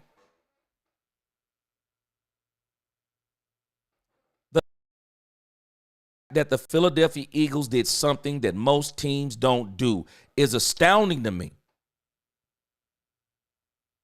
The Kansas City Chiefs committed to stopping Saquon Barkley. And the Philadelphia Eagles committed to them stopping Saquon Barkley. Because even when they were stopping him, they continued to run the ball. The Philadelphia Eagles ran the ball 30-plus times against the Kansas City Chiefs, who dedicated themselves to stopping the run. Well, if you're going to dedicate yourself to stopping the run, you're going to get a lot of single coverage on the outside. You're going to get a lot of single coverage on up the seams. You're going to get single coverage in places. There is only one argument that we can say definitively about Jalen Hurts. Jalen Hurts played on the best team in the NFL. He played on the best team in the NFL. That is the only argument we can make. I want you to think about the other side of this argument. Isn't it strange, the argument you can make on the other side? Kansas City actually didn't have necessarily the best team. I can tell you what Kansas City did have. They had the best quarterback. Kansas City had the best quarterback. That's what they had. They had the referees helping them out a little bit too, but I digress. But they had the best quarterback. Patrick Mahomes is better than C.J. Stroud, better than Justin Herbert, better than Lamar Jackson, better than Russell Wilson, better than Josh Allen, better than the Broncos quarterback slips my mind right now, better than all of these. Unequivocally, there's no argument he was better. He was better. And when you look at the playoff wins, he did some pretty good stuff in the playoff wins. We were saying that he's starting to look like Patrick Mahomes again. That's kind of what we were saying. He ran up against a weak opponent in the Houston Texans. Very weak opponent. Came up against the Buffalo Bills. I'll never understand why the Buffalo Bills stopped running the ball. Number two, there were a couple of questionable calls in that game. But yet again, the Chiefs beat the Bills. Patrick Mahomes is better than Josh Allen. Patrick Mahomes is better than Jalen Hurts. Problem is, Jalen Hurts is on the better team. We're making the wrong argument with Dak Prescott. We're making the wrong argument. And the argument is dumb. We're making the wrong argument. And as long as people keep saying this dumb stuff like Jesse Holly, this team is going to continue to have the same problems. Let's hear the rest of this, and then I'm going to move to the next one. There's nothing else that you're not going to get better. You're not. You don't get better in year 10. Sorry. I'm sorry. Do you see why this guy's out of the league? This is one of the dumbest comments. You need to understand the position that you're talking about. There is a position that you do get better even after the 10th year. It's the quarterback position. No, quarterbacks do get better. And the reason why quarterbacks get better is because the quarterback position is a cerebral position. Age, no one can get around it. The body is going to eventually decline. But the mind is still on the incline. The mind is still getting wiser. And when you're a quarterback and when you have seen all the defenses as he's explaining, the other part that you need when you now know what everything looks like, now you need the players so that you can defend or oppose what you know everything looks like. You can say anything you want to, Jesse Holly, but this is a dumb take because I also, if I'm cerebral, because now, my mind is grown. So now if I know, okay, so it's single high safety. It's 3rd and 2. I got to be able to look at my wide receiver and maybe give the eye wink or whatever I'm going to do. I got to have the wide receiver that when I say, hey, guys, this is now single high safety. I'm going to need you to run a post route, a deep post route, or I'm going to need you to run the seam, or maybe I'm going to need you to just run straight down the field. Do I not need the wide receiver that can actually run past the defender? I can know everything, but I have to have the players that in my cerebrality that I have the players to say, oh man, I know what this is. Maybe right here, rather than us running a slant play or an out, hey, hold on a second. Let me change this to a draw play because the linebackers are playing so far off, or the linebackers, they don't have a middle linebacker. They got the two of them and they're spread out. This will be the perfect opportunity to call a draw play up the middle. Do I not need the line that can block, and do I not need the running back that can run the draw play? This is dumb what he's saying. It doesn't matter if I've seen everything. Now you got to give me the weapons that when I see things, let me create the mismatch. But if CeeDee Lamb is the only wide receiver, I look to my left and go, doggone it. They're double covering CeeDee Lamb. I would like to go to my second option, but Jalen Tolbert, I've kind of went to him some today. He can't get separation. The route on this play, it's just not going to be the appropriate route. I'm not going to have enough time because I see that they're about to rush 6. They're doubling CD. Even though that may leave Jalen Tolbert one-on-one, he can't get the separation. My tight end, he can't get the separation. And I'm not going to be able to buy enough time to maybe do what I need to do. It don't matter if you know what everything looks like. What matters is you know what everything looks like. Now, what can I do about it? What can I do about it? How can I counteract this? How can I put my players in the best position to now succeed because I see a mismatch? Can somebody explain to me on a team that only has one wide receiver? Can somebody explain to me how do you even get a mismatch? When your quarterback has the most tight window throws in the league? What is that telling you? Poor route concepts. Can't get separation. Number one wide receiver doubled. This is telling you all those things. It don't matter. It don't matter what you see, Jesse Holly. And this is a very dumb statement. Jesse, you know what? I do not understand when these players leave football, they act like they don't know football no more. I haven't even played the game and understand this. This is simplicity. Man, you can know a thief is breaking into your home. You can know it. What do you do if you don't have the phone to call the police? Explain to me what you do. What do you do if you don't have something to defend yourself? Someone's breaking in, you don't have nothing to defend yourself. What do you do? Because you know something is happening? That's not the only part of the equation. Okay, now where's my counteract? Where's my counter that when I know what's happening, that I can stop what's happening? I'm telling you, this is the dumbest talk. This is a Stephen A. Smith talk. Very calculating. You can tell this is the whole reason why he said what he said. He wants this attention. It's exactly what he wants. You don't get better in year 10. You know all that you know that you know. You're a 10-year vet. You done seen every cover 2, cover 3, cover 4. You done seen every robber, every rap. Now, I'm going to show you something that I noticed watching this video. Do y'all see how these guys are looking?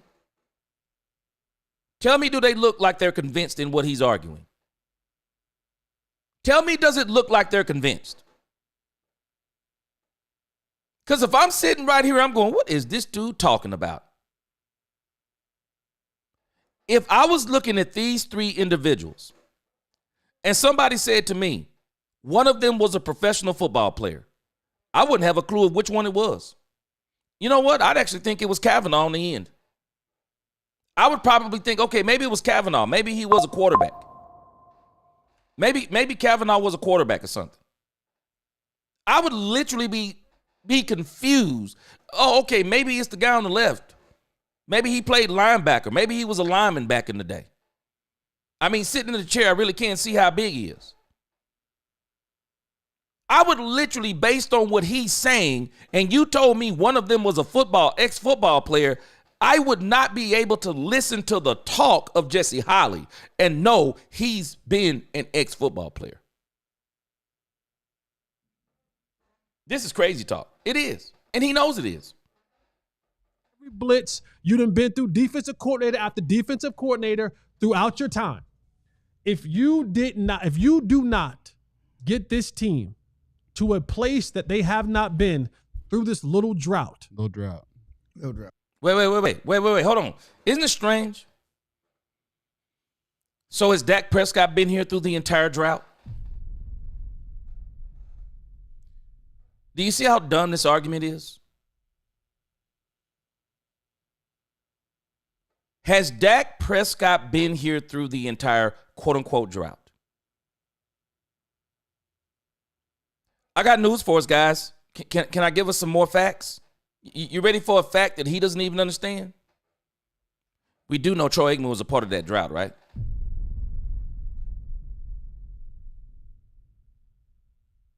Oh, wait. Maybe no one knows this.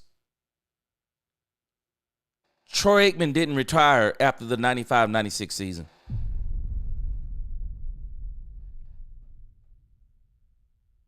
Strange to me. Why didn't Troy Aikman carry the Cowboys back to the Super Bowl?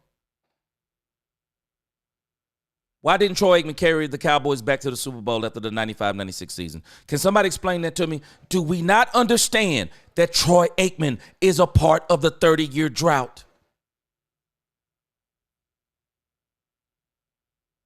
Let's stop acting like Troy Aikman retired and the Cowboys started losing. Let's stop acting like Michael Irvin retired and they started losing. Emmitt Smith retired and they started losing. The players all retired and they started losing. You know, one of the things that started making the team decline? Coaching matters.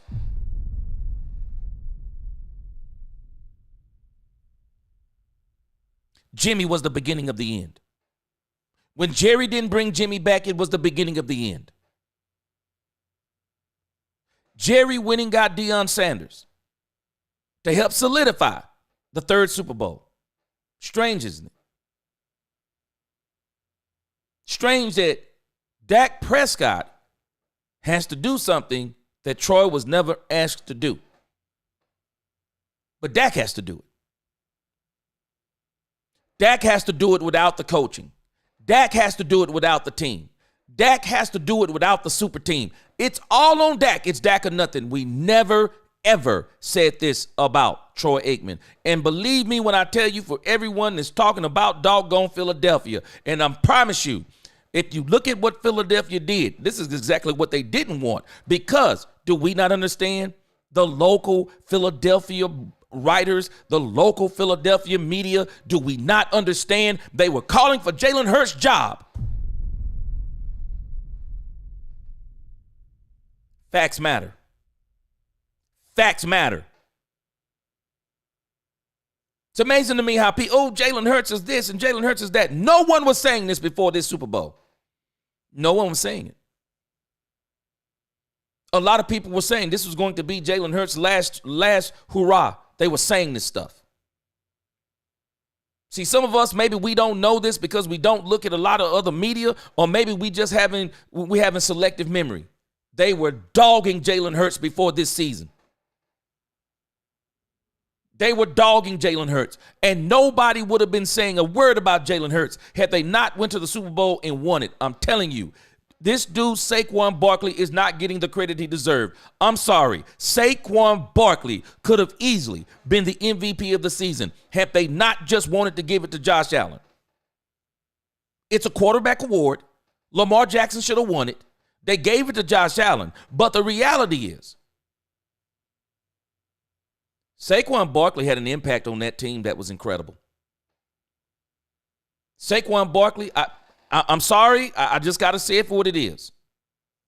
Saquon Barkley was the most valuable player on the Philadelphia Eagles team in 2024. It can't be argued. It cannot be argued. MVP of the playoffs.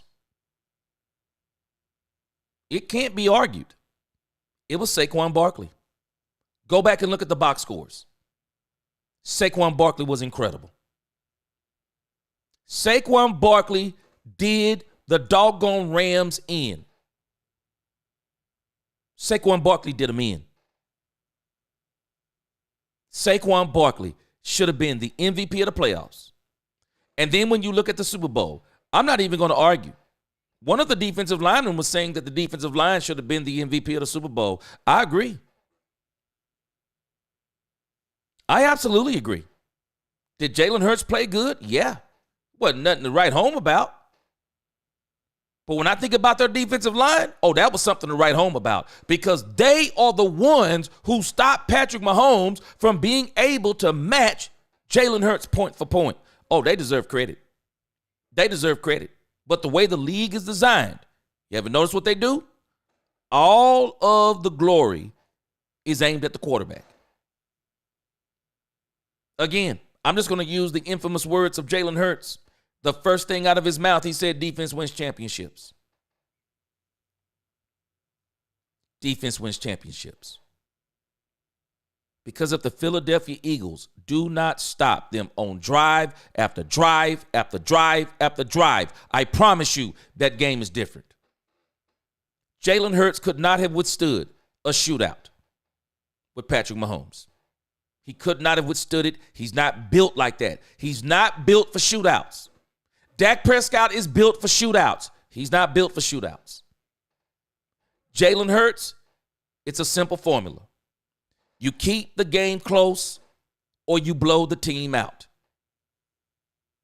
They get behind, they're not built like that. They're just not built like that. And that's fact. And again, Jalen Hurts was not put in a lot of situations this year to where there was an occasion that he had to rise to. He did not have to rise to the occasion in the Super Bowl. He didn't. Jalen Hurts' defense basically said, we don't care how you play today. Kansas City's not getting in the end zone. Kansas City defense, the Philadelphia Eagles defense basically said Kansas City was not getting in the end zone, and they meant it. And the only way they got in there is when they took the starters out. This is dumb. This is dumb what Jesse Holley is saying. It's dumb. Best teams win Super Bowls, not the quarterback, not the best quarterback. We keep seeing this. We don't even realize it. The best quarterbacks are not always winning the Super Bowls. The best teams are winning the Super Bowls. They are, point blank. I'm Just out. a little drop. I am. You cannot convince me anymore. Look at Clarence Hill. Come on, man. Look at this. You're having this discussion. Jesse Holly is saying this. If I agree with you, this is not the look on my face. It's not the look on my face. This look on their faces, this seems to be looks of discomfort. These are looks of discomfort. These are looks of, ooh, I'm not really sure I agree with this. That's what these looks are to me. I'm not looking like this, guys, if we're in a room and we're having a conversation. You're saying something I agree with? I'm not looking like this. I can't wait to get in. I'm smiling. I'm like, yeah, you dropping. No, that's not what he's saying. Or that he's the guy. Insanity. That's all I can tell you. And I'm also telling us if this is the mentality that this team is going to have, we're not going anywhere. Brian Schottenheimer has got to get this mentality out of here. And Brian Schottenheimer, I'm sorry, Brian Schottenheimer should actually come out to his own team and say, we're not doing this no more. It's guys like this we better not be listening to anymore. And if anyone thinks like this in this locker room, let me know now or let me know in secret. You're going to another team. You don't need people like that on your team. It's insanity. And even when we look at Dak Prescott's history, when we start looking at games, show me the player in any of the Dallas Cowboys playoff games. Show me the player that rose to the occasion. Show me the player that did something that says, hey, guys, we got to help Dak Prescott out. Show me the player. Show me the player, because you're not going to be able to show me. I already know you're not going to be able to show me. It's amazing to me that we're going to talk bad about Dak Prescott, but you're not going to tell me anything about the other players. You're not going to tell me anything. And this is the crazy part of the whole Dak Prescott saga. We'll talk about everybody but the players around him. It's insane to me. But again, this is going to lead us to the second. This is going to lead us to our second discussion, but I was trying to find something here, and I can't seem to find it.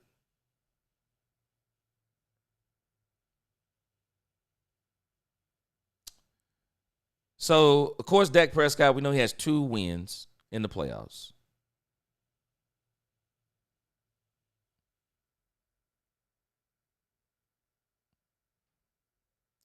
And the one I want to call your attention to, hold on a second. I'm looking at the playoffs real quick with Dak Prescott. And there's something a couple things I want to call our attention to.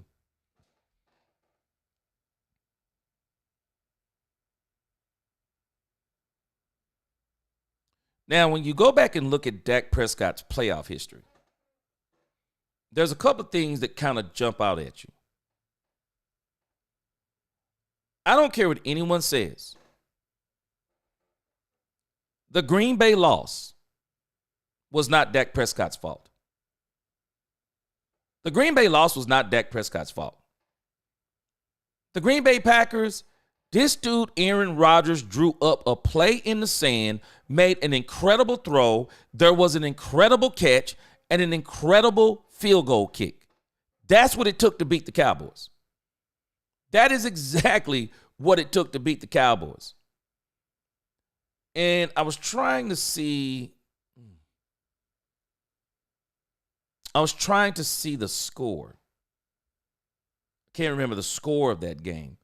But when you think about it at the end of the day, how was it Dak Prescott's fault? Somebody has explained to me, how was it Dak Prescott's fault that the Cowboys lost? So, look at this. So, in the Green Bay game, How is it Dak Prescott's fault?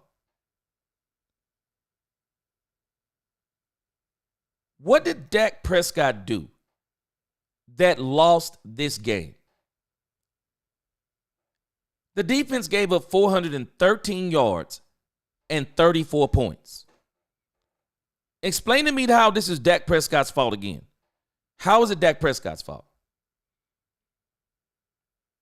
Dak Prescott had an incredible rookie season.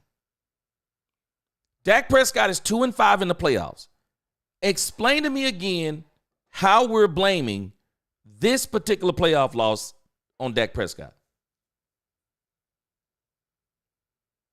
Dak Prescott wins this one. What is he? 3-5?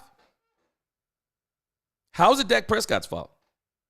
I'm at a loss on this particular game. How is it Dak Prescott's fault that Crosby kicks a 56-yard field goal to win the game? How is it? I'm sorry, it's the last field goal. How is it his fault? Crosby kicks a 51-yard field goal. How is this Dak Prescott's fault? Explain this part to me. How is it Dak Prescott's fault? Just looking back at these playoff wins. How is this Dak Prescott's fault? We go back to the Seattle game. Of course, Dak Prescott and the Cowboys won that game. The Rams game. I remember this game. Strange to me.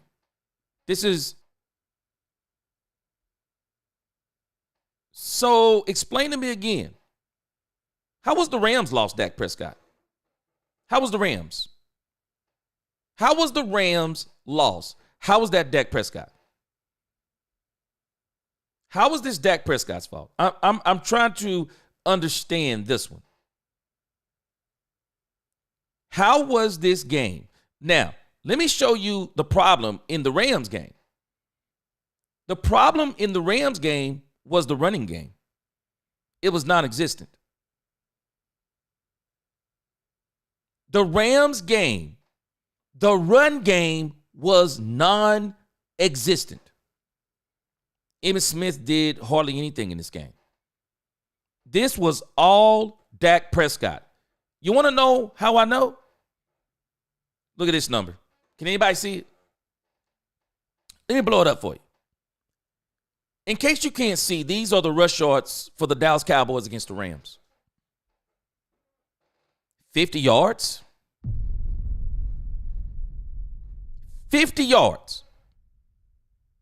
This is all the Dallas Cowboys could muster, was 50 yards. This is all they could muster. Tell me this isn't crazy. Michael Gallup was the Cowboys' top performer. Michael Gallup. 119 yards. Michael Gallup. And if I'm not mistaken, I thought CeeDee Lamb was playing at this time. But explain to me again where this is Dak Prescott's fault. I'm missing this part. How is this Dak Prescott's fault? You want to see where the problem was? Ezekiel Elliott went 20 for 47. You want to know what they did to the Cowboys? Exactly what you can do to teams that are not championship level teams. You know what you do to them? You make them one-dimensional. You make them one-dimensional. The Cowboys ran the ball 20 times with Zeke. 47 yards. That was all they got, 47 yards. Dak Prescott didn't have a bad day. It was 20 for 32, 266 yards, one touchdown. He had a 99.2 rating. He looked better than Jared Goff. Excuse me. He looked better than Jared Goff. Hold on a second. How could Dak Prescott look better than Jared Goff against the Rams, but the Rams beat the Dallas Cowboys. Oh, wait a minute. Maybe I'm missing something. Did C.J. Anderson play for the Dallas Cowboys? Because C.J. Anderson was 23 for 123, 5.3 yards a carry, 2 touchdowns. His longest run was 15 yards. Todd Gurley, 16 carries, 115 yards, 7.2 yards per carry, 1 touchdown. Strange, isn't it? Seems like almost identical how the Green Bay Packers beat us in the last playoff game. Oh, I know. This right here, this isn't factual. Explain to me again how Dak Prescott lost this game. Explain to me how Dak Prescott lost the Rams game. Explain to me how Dak Prescott lost the Green Bay game. Because Dak Prescott didn't lose the Green Bay game. Let's go to another common theme. Let's go to another common theme. So when you go to the game summary, strange, isn't it?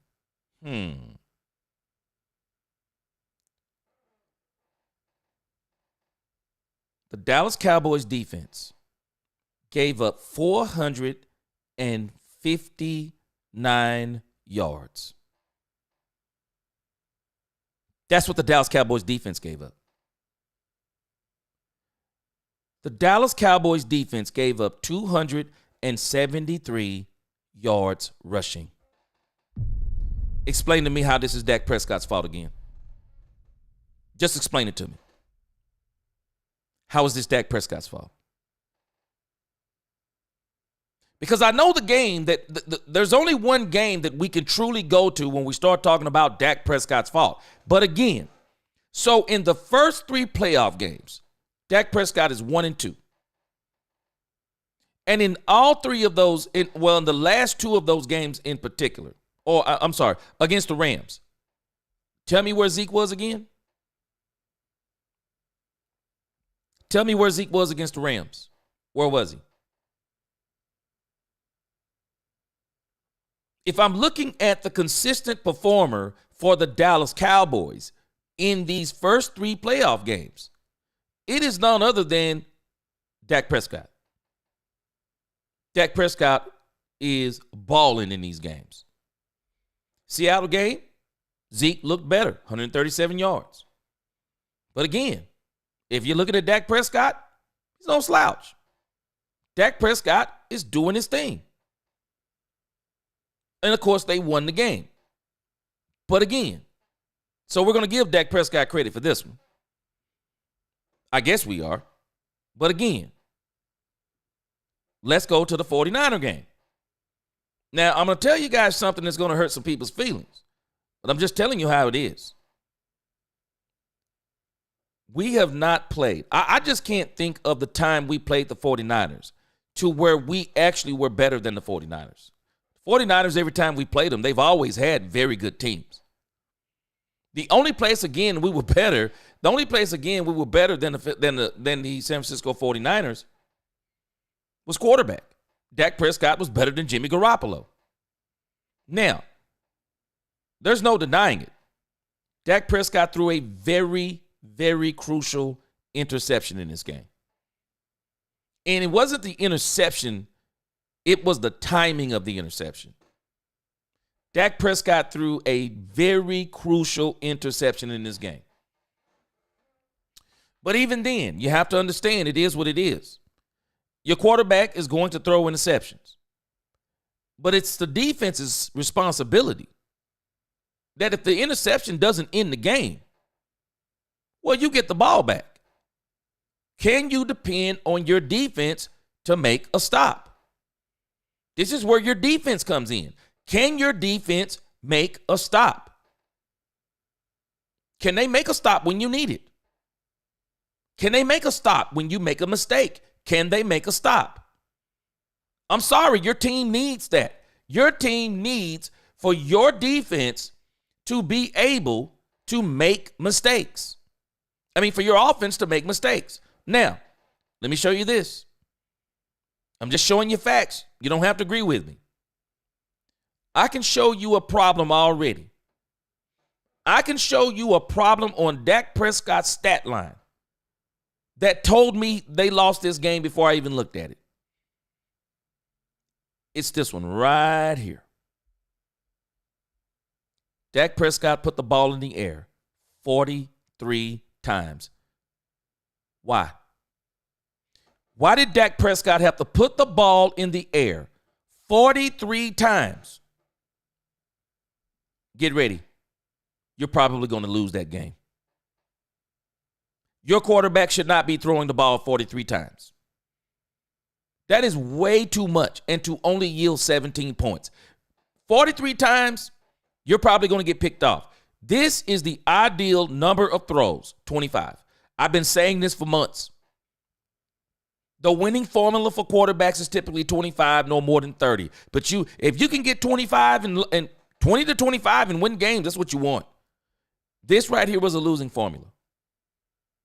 You want to see something else we don't talk about? Look at this. Ezekiel Elliott. This is the second playoff game we've noticed. He was 12 for 31. 12 for 31. Dak Prescott was 4 for 27 on 4 carries. He was almost the leading ball carrier. Look at this. Tony Pollard. How many yards did he run for? 14 yards. CeeDee Lamb ran for 5 yards. Do we realize with the running backs, the Dallas Cowboys didn't even run for 100 yards, including Dak Prescott? They didn't even run for 100 yards. You're not beating teams like this. I'm sorry. You're just not beating teams like this. You're not. You're not beating teams like this. And the CeeDee Lamb of today was not the CeeDee Lamb of then. You want to see something else that's very telling? Dalton Schultz, leading receiver, 89 yards.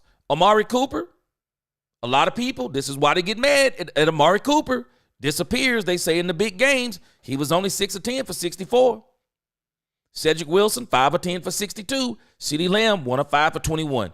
I'm just telling us, when you go back and you start looking at these things, you can start understanding what happened. Why did the Cowboys lose this game? Let me show you another fun fact. What did I tell you earlier? The teams that can control both lines of scrimmage, they win the ball games, right?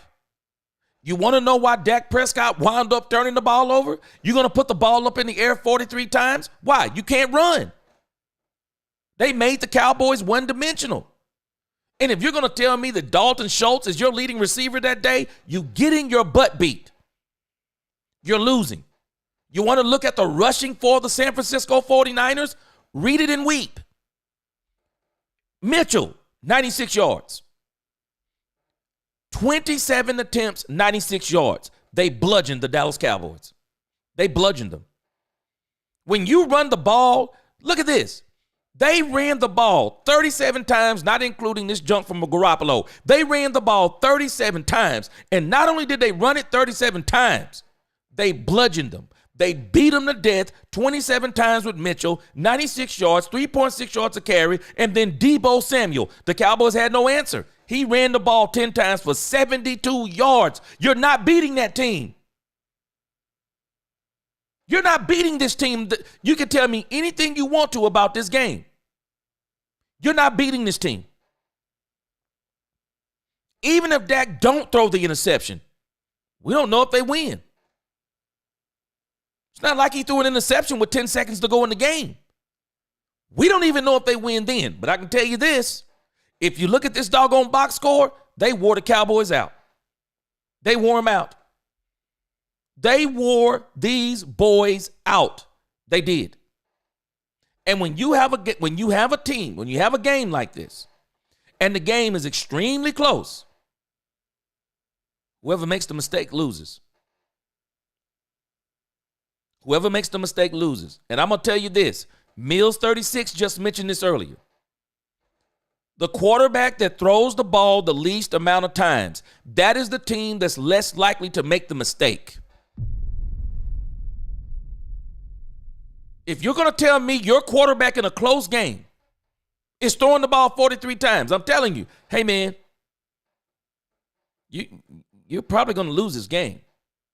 If you don't find a way to run the ball, you're going to lose this game.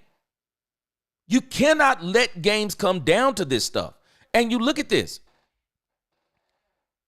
Where's the defense? San Francisco, 341 yards, and the majority of them were on the ground. 33 minutes, 34 minutes time of possession. That's crazy work. I'm sorry, you're just not winning. You're not winning a lot of games like this. And this is exactly why you lose games like this. Because the reality is of it, whether you face it or not, they outplayed us. San Francisco outplayed us. And when we saw them again, you know what happened? You don't have to admit it. I'm just showing you. This is the facts. The second playoff win. One of the most incredible, I'm sorry, this was one of the most incredible performances I'd ever seen. Dak Prescott was insane this day. Dak Prescott barely missed a pass. 305 passing yards and 4 touchdowns. Dak Prescott was incredible. Dak Prescott was incredible. And don't be fooled on this one by the box score. Yeah, the Cowboys gave up 386 yards, but they dominated the Tampa Bay Buccaneers. At least offensively, they dominated them. There was nothing they could do with the Cowboys. And those yards, a lot of those yards were just garbage yards. Dak did a number. Dak and the Dallas Cowboys offense, Kellen Moore and Dak Prescott, the offense, they did a number. They did a number on the Tampa Bay Buccaneers, man. There was just hardly nothing. There was nothing that they could do with the Cowboys. I'm telling you, man, Dak was on steroids for one game. I'm telling you, Dak was on steroids for one game. It was crazy. Tony Pollard had a great performance that game. You look at the box score. And again, we're not looking at the same CeeDee Lamb. But the Cowboys did a great job this game. There's no other way to slice it. Look at this. They had 28 rushes, 77 for Pollard, 27 for Elliott. Dak Prescott was on fire that game, 24 yards, 7 carries. I'm just showing you this because it's one thing when you say a quarterback is 2-5. It's another thing when you start looking at the games and you're looking at how everyone around him performed.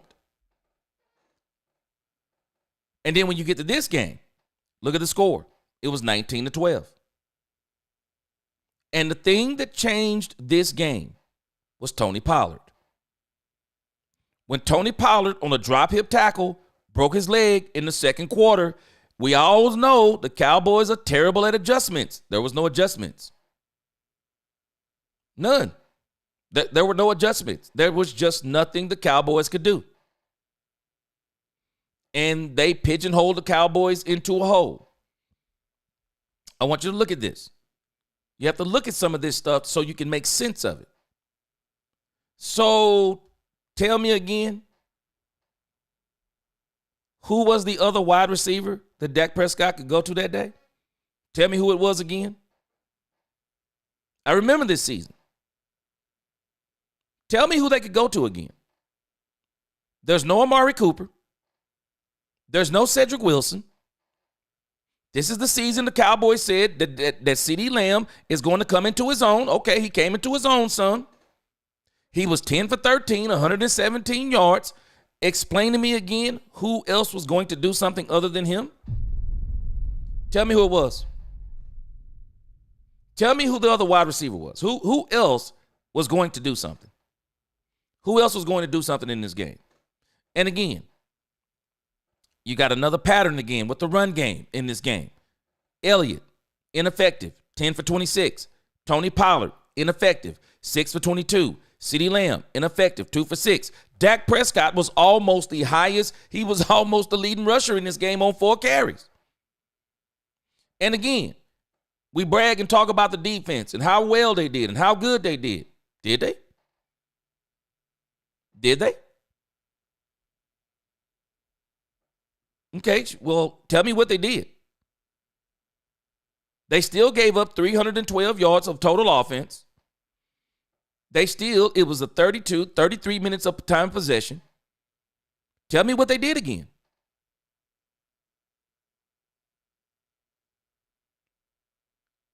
We got beat 12-19. 12-19. They were better than us. The only place we were better than them was the quarterback and possibly the wide receiver. Everywhere else, they were better. And we're blaming all of these losses on Dak Prescott. It's all Dak Prescott's fault. No one else played these games. Dak Prescott played offense and defense. He's the only one playing these games. No, he's not the only one playing these games. He's not the only one playing these games. In some respects, you could almost say he's the only one playing these games, but no one else is playing. This right here, everyone wants to talk about what Dak Prescott did in this game. That's not the tale of the tape to me. The tale of the tape in this game was this simple. Look at this. 7-0, 14-0, 20-0, 27-0. When were we going to score? When were we going to stop the Green Bay Packers from scoring? That's the part I want to know. When were we going to stop them from scoring? Do we not realize even if Dak Prescott doesn't throw one interception, we were not beating the Green Bay Packers?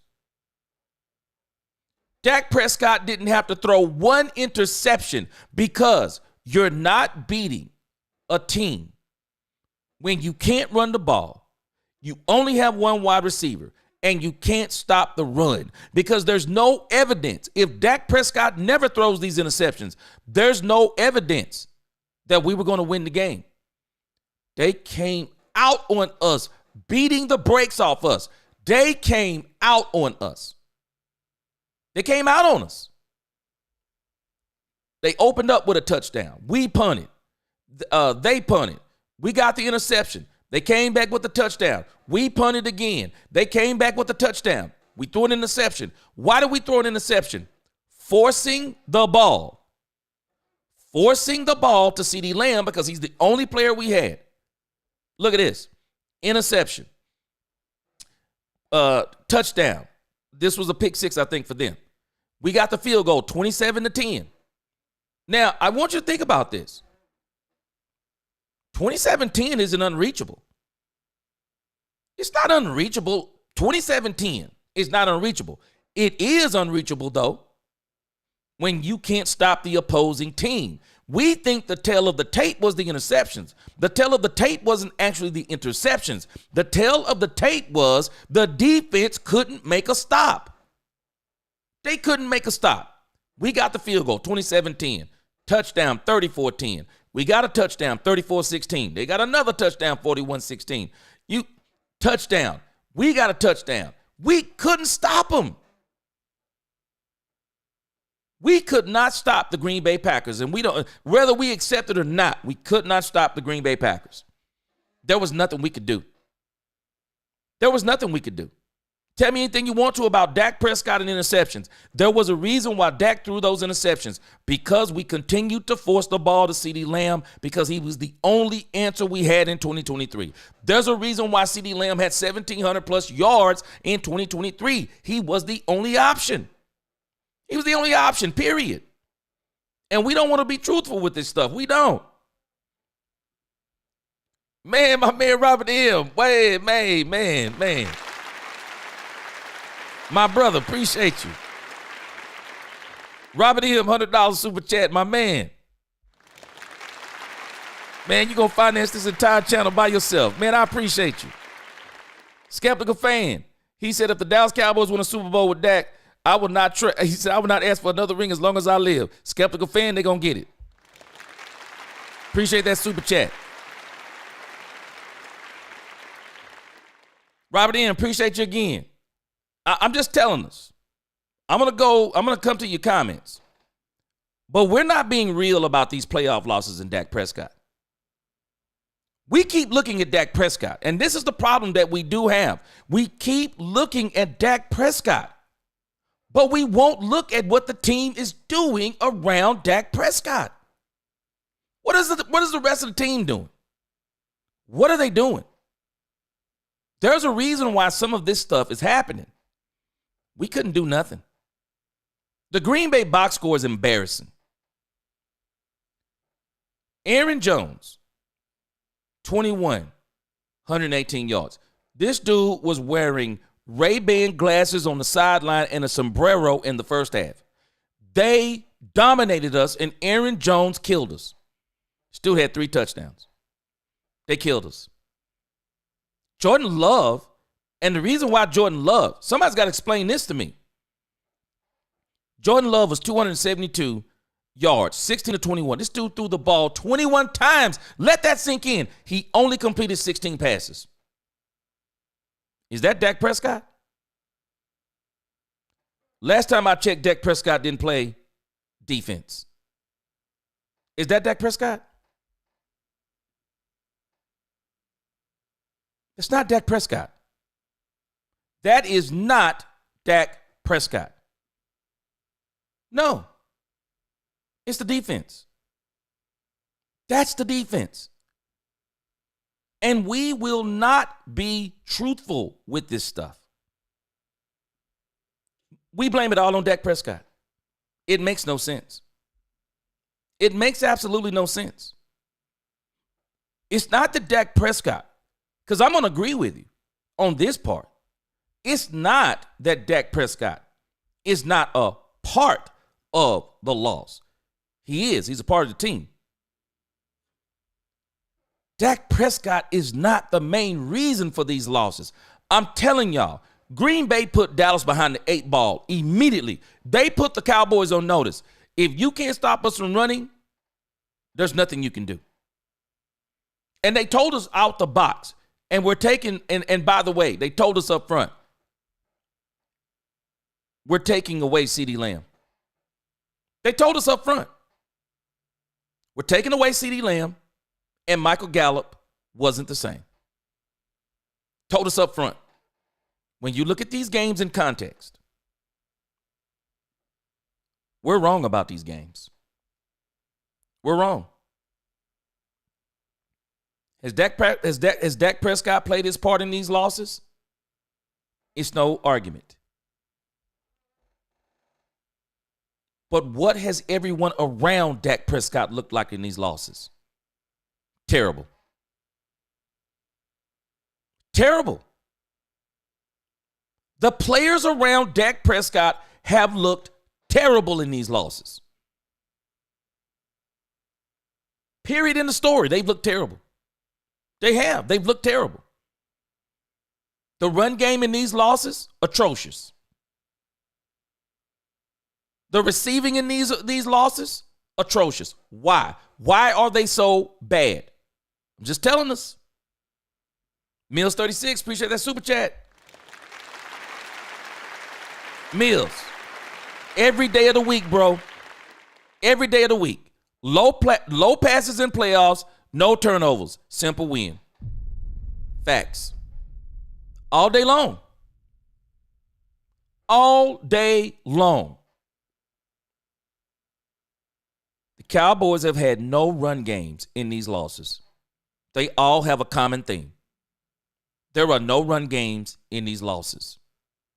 And when you don't have a run game, tell me where your play action is coming from. Dak Prescott is a play action quarterback. Where is the play action coming from if you can't run the ball? Nope, there's no play action. In actuality, teams put you in a chokehold. They put you in a situation to where the only thing you're doing is dropping back and then they're teeing off on you. That's all they're doing. That is absolutely all they are doing. Let me read a couple of comments and then we're gonna go to the next. One. Chanel, he said, G, in the playoffs, it's easier for a defense to scheme out defensively against a team, especially when they are one receiver dominant with no run game or run defense. Chanel, facts. Chanel, this is the part that people don't understand about the playoffs and why they are so different. Because the way you're preparing in the playoffs is a little bit different. Because you're preparing now for one and done game. I'm either one and done or I'm one and I'm going to keep going. So now I'm going to put everything into this game. I'm not looking at the game in the front of this one. So you really start getting down to the nitty gritty of the elimination part. And so you pour everything into stopping a team. And the Cowboys were very simple to stop. Simple. Stop the run, double CD Lamb. It was that easy. And that's why they took the Cowboys out so easily. Hold on a second.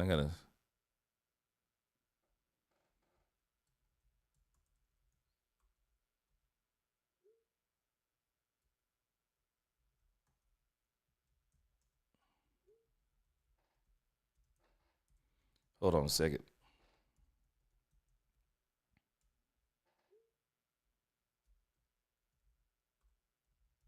Sending the message. Hold on just a second.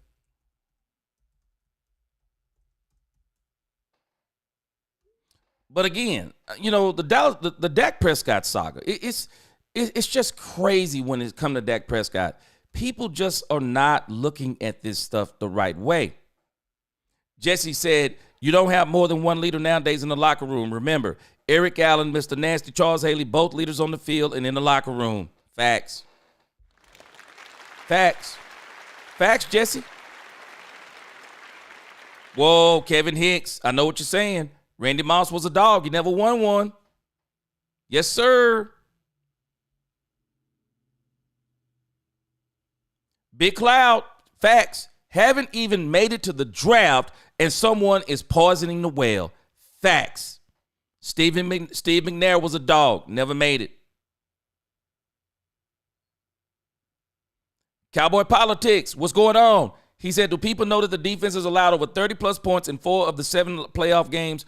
No 100-yard rushing game in 6 of the 7 playoff games. The only 2 games I would give fans are the San Francisco games. And I would only give them one of those. That's exactly what we just went over.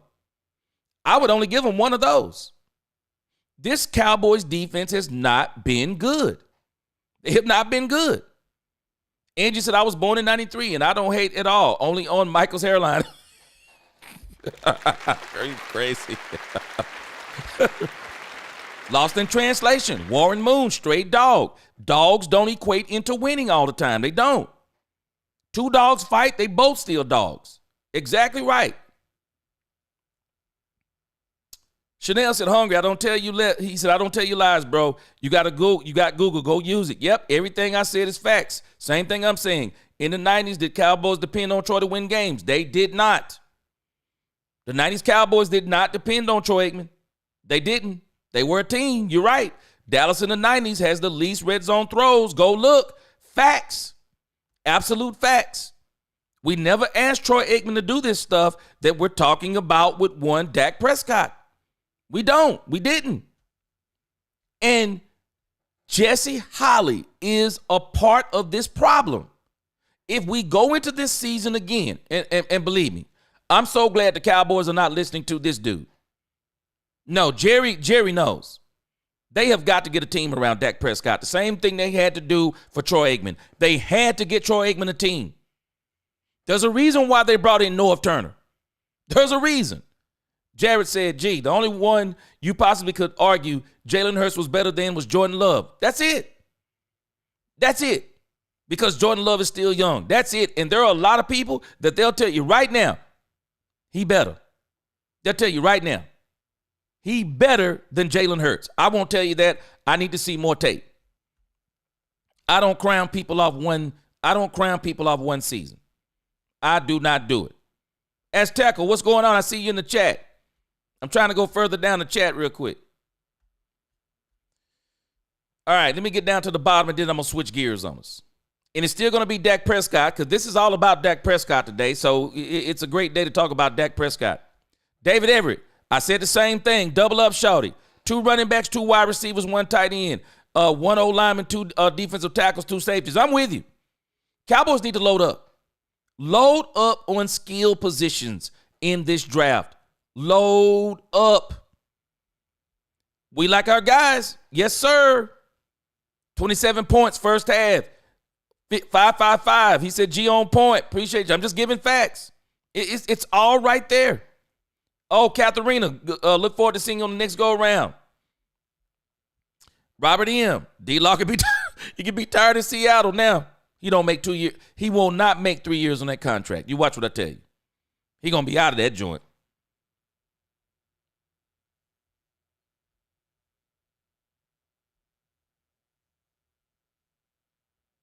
Let me see here. All right, let me go. Let me switch gears real quick. I plan to be out of here at about 7:30. There is another article that I found to be fascinating. Dak under pressure. Dak under pressure. And where this comes from, let me see. CBS Sports. And they're not just talking about Dak Prescott. And I know exactly where they're coming from in this list. So I'm not actually going to hate on this list. I just think it's very interesting what they're saying. They're kind of passing it around in a different way on here. And I know why they're saying this, because these are the elder statesmen quarterbacks in the league. This is the reason why they're saying it. This is an incredible article. It says here, 5 quarterbacks facing most pressure to win Super Bowl. Josh Allen, Lamar Jackson. 5 quarterbacks facing most pressure to win Super Bowl. Josh Allen, Lamar Jackson need to squash narrative. They didn't even put Dak Prescott at number 1. It says if there's any narrative that holds true in the NFL, it's hard to win a Super Bowl. Of course, it's hard to even get to a Super Bowl, yet alone win one. And so, again, they're talking about quarterbacks winning the Super Bowl. Of course, they said with Hurts leading the Eagles to a championship, quarterbacks on good teams can go toe-to-toe with Mahomes and win. Excuse me. Let me read that again for the people in the back. Let me see if I can highlight it. And let me go right here. Look, let me highlight all this. This is powerful. Look. 2 quarterbacks have beaten Mahomes in the Super Bowl, Brady and Hurts. The Philadelphia Eagles quarterback is just one of 3 players to beat Mahomes in the playoffs, creating his own legacy with his first Super Bowl title. Hurts has been to 2 Super Bowls at this stage in his career, and he's only 27 years old. Watch this. With Hurts leading the Eagles to a championship, quarterbacks on good teams can go toe-to-toe with Mahomes and win.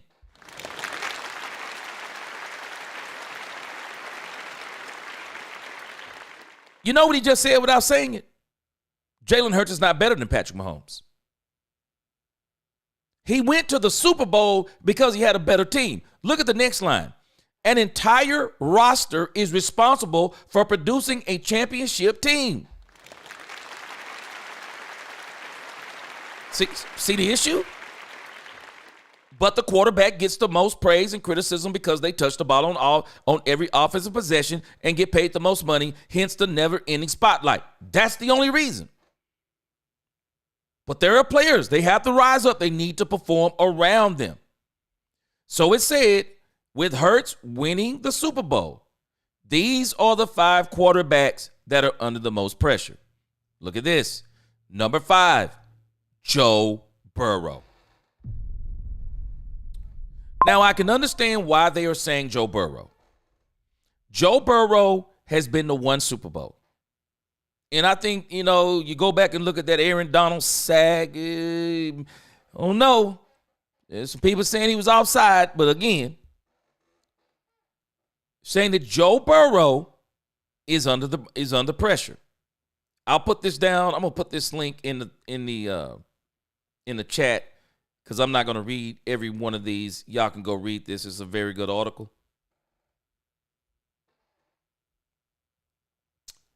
But it says, why is Burrow under pressure? The Bengals need Burrow to perform at a high level every week to win games and lose games when Burrow is just good. Burrow has a loaded group of pass catchers, but a poor offensive line and a bad defense. Now, notice what they're about to start talking about.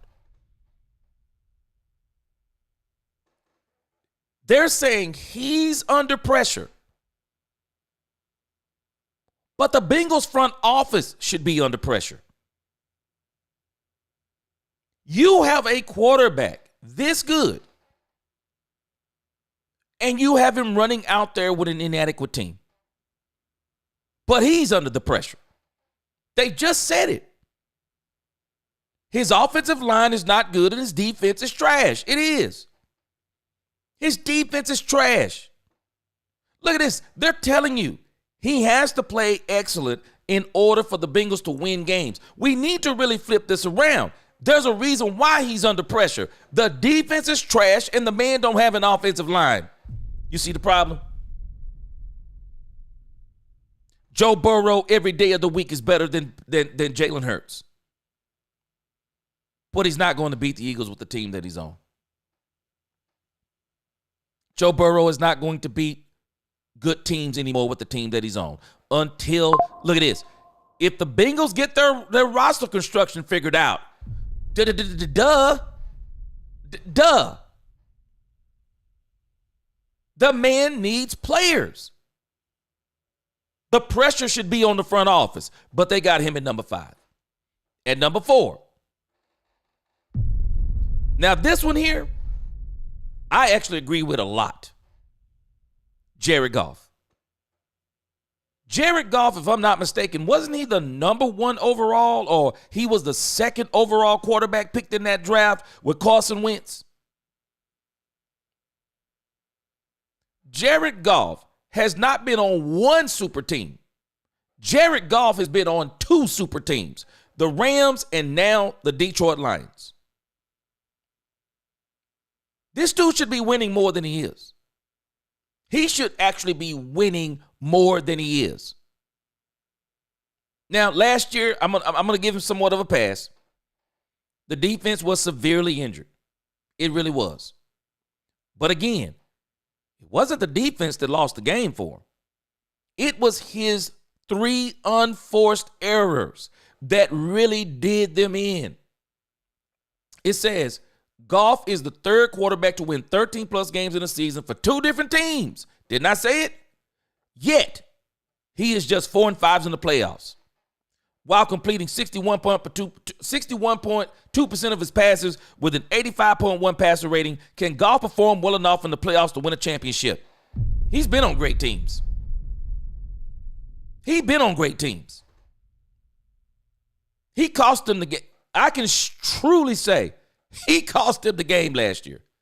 3 interceptions were crazy. 3 interceptions. It says the Lions are in win now mode and have an excellent chance to win the Super Bowl in 2025. There's a lot of pressure on Goff to exercise his playoff demons and get Detroit to the Super Bowl, especially for a franchise that has never been to a Super Bowl, and he's got a great team around him. Now, Dak Prescott, he's number 3. Dak Prescott is number 3. It says outside of an MVP award, Dak Prescott has accomplished nearly everything a quarterback could accomplish in the regular season. Facts. So I keep telling people, Dak is not trash. Dak is no slouch. No, Dak is an absolute dominant quarterback. He's won Rookie of the Year, MVP runner-up, All-Pro, multiple division titles. The Cowboys are 76-46 in Prescott starts and never had a losing season in which Prescott has started 10-plus games. People in this franchise do not understand how dominant this man has been. If Dak Prescott had 80% of the team that Troy Aikman have, we'd be having a different conversation. Dak Prescott would have been done won a Super Bowl. This dude has been dominant. The knock, watch this. For all the regular season success Prescott has had, that doesn't seem to translate into playoffs. Go back and look at Michael Jordan. I'm not comparing Dak Prescott to Michael Jordan, but I'm telling you, go back and look at Michael Jordan before they put players around him. Go back and look at his playoff performances before they put players around him. It takes a team to win championships. A dominant player can wheel you to some regular season wins.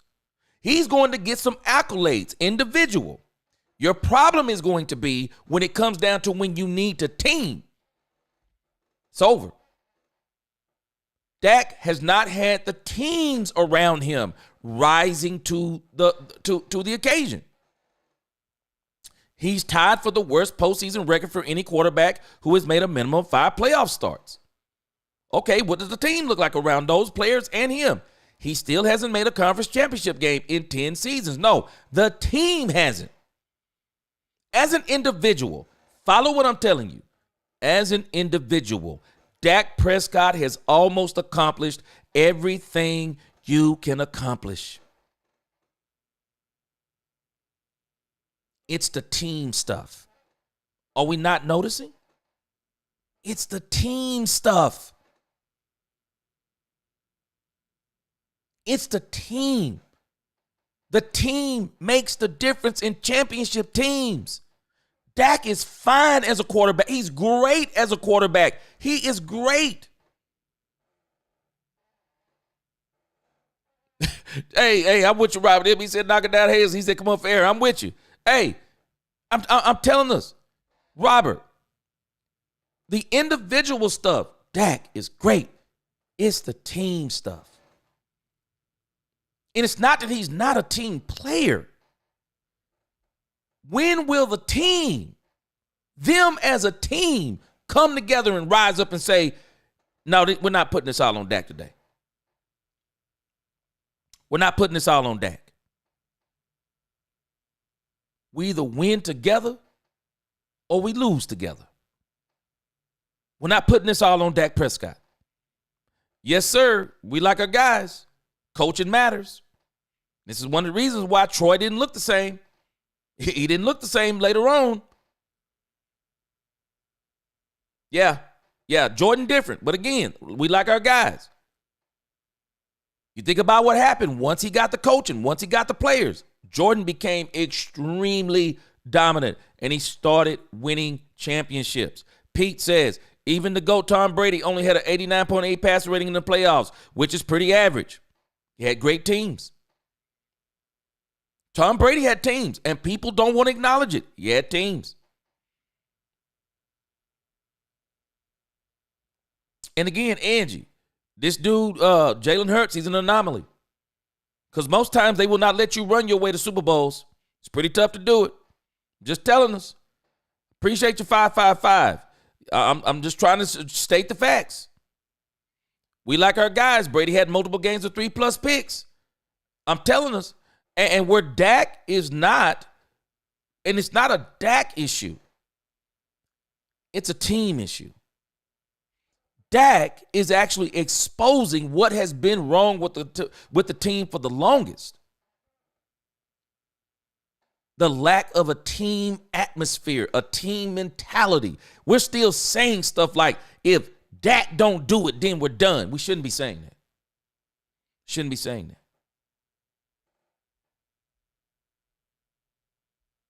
Jay Bird, he said, there's an old saying, if everyone else is that is wrong, it is possible me that is actually wrong and being real. When much is given, much is expected. Jay Bird, I'm sorry. Don't work like that in football. I'm not saying that it doesn't work like that where there's not a lot of responsibility heaped on you. But in football, of all the sports, the team matters. The team matters in football, man. You can't beat teams. Patrick Mahomes is the epitome of this. Patrick Mahomes got beat. Wait. Now, let me go back even further. Explain to me again how Tom Brady got beat by Eli Manning. How does Tom Brady get beat by Eli Manning? How does Tom Brady get beat by Nick Foles? Nick Foles is not better than Dak Prescott in no universe. But Nick Foles played on a better team than Dak Prescott played on the year that the Eagles beat the New England Patriots. Eli Manning, there's a lot of people that'll tell you the same thing about Eli Manning.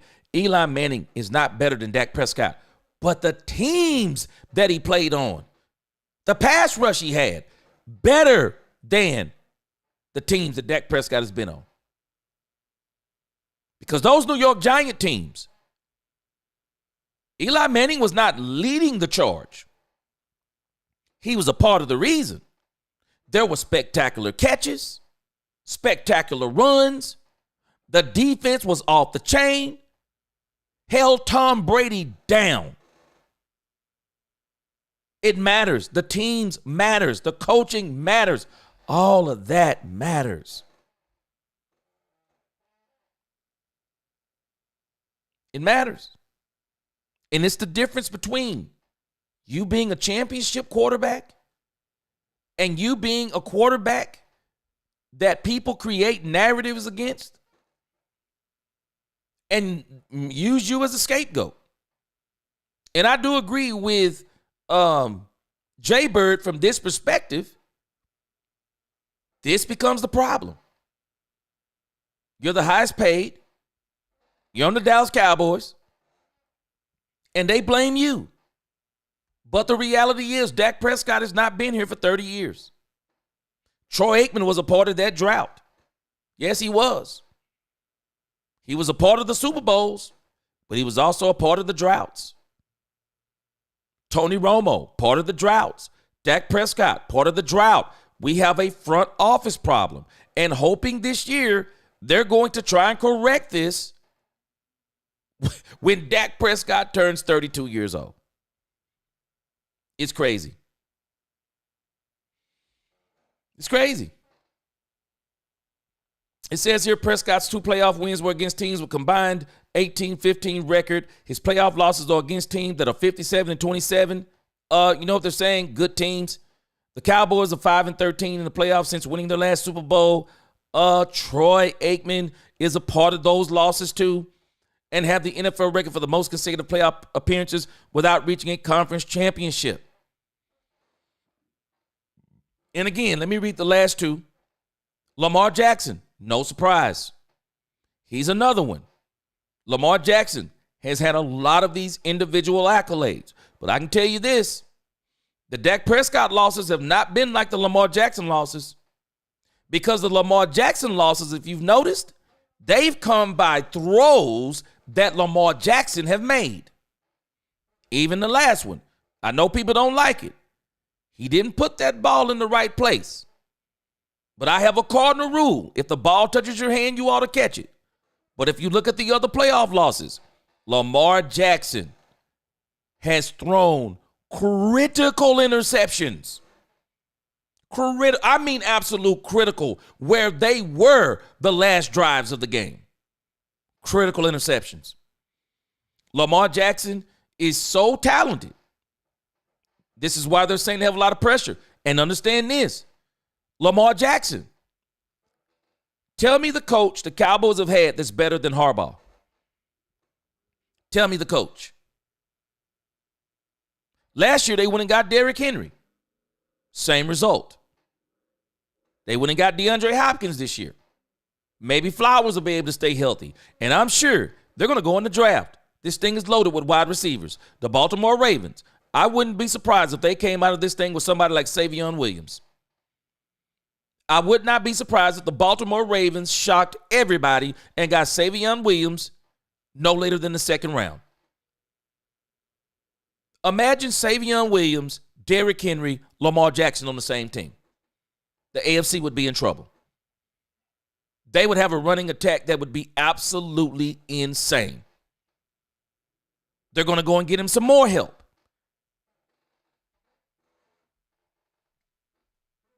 Appreciate you. They're going to go get him some more help. This is exactly what they're going to do. Because, guess what? Lamar Jackson, with all the talent that he has, he needs more help. He does. He needs more help. And last, let me read this. The Ravens only have one conference championship game in the Jackson era. And as Jackson has never had a season with multiple playoff wins. For as good as Jackson and the Ravens have been in the regular season, the opposite has happened in the playoffs. It's strange to me, though. He doesn't get the criticism that Dak Prescott gets. And most people will tell you he's more talented than Dak Prescott. They'll never tell you that. And then finally, number one, and he should be here to me, Josh Allen. He should be number one because they keep trying to crown him. They want this man to be the face of the league. Well, if you're going to be the face of the league, then doggone it, you need to win not one Super Bowl. You need to win multiple Super Bowls. But again, look at this. Allen has been in the playoffs. He hasn't been able to beat Mahomes. Allen has a winning record in the playoffs. It's strange to me. They call a winning record in the playoffs 7-6. Isn't it strange? Okay, it's one game over 500. Josh Allen has unequivocally been the reason also that they've lost these games. Look at this. They have the nerve to say with a total touchdowns of 33 and just 6 turnovers, this is hogwash. No, he has made some critical turnovers in those losses. He's been the reason why they haven't been to these AFC championship games. He has been. But again, when you're talking about a player who was supposed to be this talented, why is there so much pressure on Allen? It's not just the Bills can't get past the Chiefs. The Chiefs are not the only team that Allen has been facing. This article is a bold-faced lie. This dude has been facing other teams, and he's just been losing. Let me pull this up. I've already looked at this before. They are straight up lying about Josh Allen because they like Josh Allen. And for whatever reason, they want this dude to be the face of the league.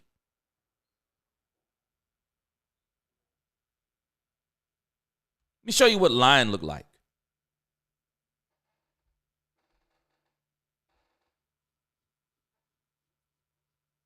They try to make it look like the KC is the only team that he can't get past. Well, he's also had problems with, look at this.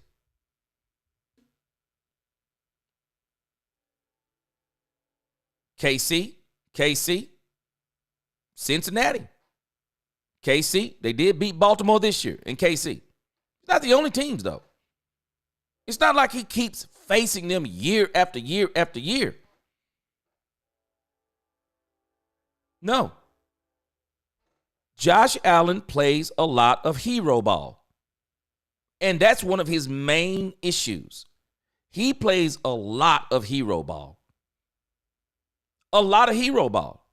And it gets him in trouble. And even in his wins, go back and watch the wins. You'll be astounded at how mistakes that Josh Allen made kept some of these teams in these games. Kept them in these games. But for me, Josh Allen, he should be number one. When you're trying to crown someone, as the face of the league, I'm sorry. You should have accomplished way more than Josh Allen. But they keep trying to act like Josh Allen is the best thing since sliced bread. Y'all hold on just a second.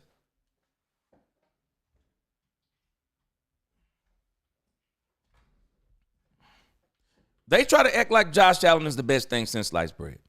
And it's crazy to me. But again, it's a pretty good list. I'll probably do a video on this article here later on today. I mean, it's a really good list, and I can understand it. And I really understand it from this perspective. I actually understand why Dak Prescott is on this list.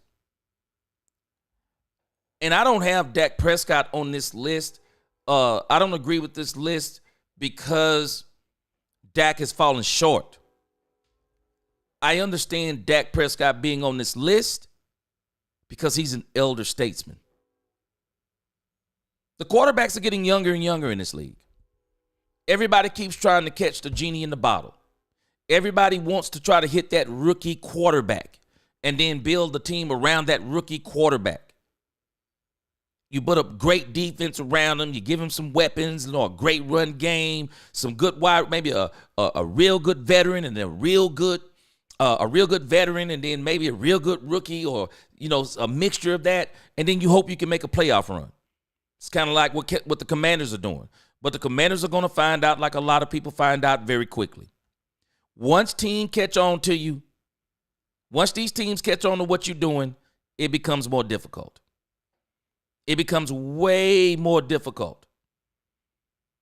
And the Commanders are going to find out, just like the Cincinnati Bengals found out, it's hard to get back to that Super Bowl. It's even hard to get back to those NFC and AFC championship games. It is hard. Sometimes you only get once in a lifetime.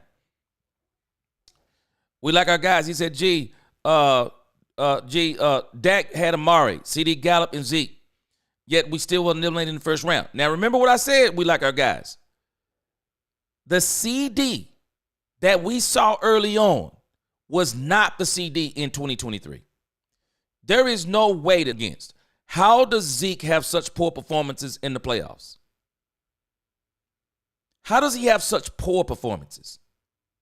How is it that teams can even come in and make our wide receivers disappear? See, a lot of that, we like our guys, it's predicated on the run game. If you can't run the ball, if you can't run the ball, I can shut down your wide receiving core. But if you can run the ball, I'm going to choose how I lose. If you got a potent run game, and you don't even have to have a great run game, if you got a potent run game and a good passing game, I can't stop you. It's going to be hard. If you have a good run game and a potent passing game, you're going to be hard to stop again. And if you're potent on both ends, I just choose how I lose. We've never had both of these, and that's the problem. Even with the year of Dak's rookie year, Dez Bryant, who's the other wide receiver?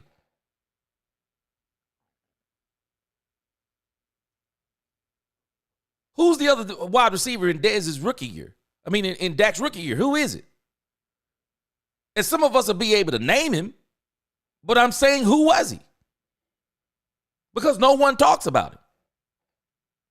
The Cowboys have never put it all together. They got to put it all together. CeeDee Lamb. CeeDee Lamb is, to me, kind of where I saw Michael Irvin when they brought in Alvin Harper. They didn't bring in Alvin Harper at the end of Michael Irvin's career. They brought in Alvin Harper when Michael Irvin was at the peak of his career. I mean, where he was absolutely balling. That's when they brought the help in. You think about CeeDee Lamb when we brought in Amari Cooper. CeeDee Lamb wasn't him yet. CeeDee Lamb didn't really become him until 2023. Imagine CeeDee Lamb now and you bring in the Amari Cooper of then. We're having a different discussion. The Cowboys have a golden opportunity now because CeeDee Lamb is at the peak of his career. He's hit the prime of his career to where he's still on the incline. And now you're going to bring in a wide receiver. Oh, now you're going to be dangerous. Now you'll be dangerous because now you'll have the same dynamic they had in the 90s. You're going to have your number one wide receiver in his prime, and you're going to bring in a young, hungry super receiver also, and now you're going to be able to get rid of those doubles. Now it's going to be different. If Jonathan Mingo can be good in the slot, Jalen Tolbert, maybe he makes another step this year. But just having that another number two with CeeDee now versus what CeeDee was then. I wish we could get Amari Cooper then of where Amari Cooper was then with CeeDee Lamb now. I wouldn't mind bringing in Amari Cooper now, especially with what you could probably get him for. You bring him in now with this CeeDee Lamb, oh, we different. And you go get a rookie, we different. So this team is going to be different. And the run game, you think about it, the run game and the wide receiver game, just from the draft, this will be the best wide receiver running back combination Dak Prescott has had since he's been on this team. It'll be the best combination. The best combination. Dez was no slouch. But who was the second wide receiver? We had Jason Witten as the tight end. Jason Witten is a chain mover, wasn't really that fast. We got Ferguson. We got Schoonmaker.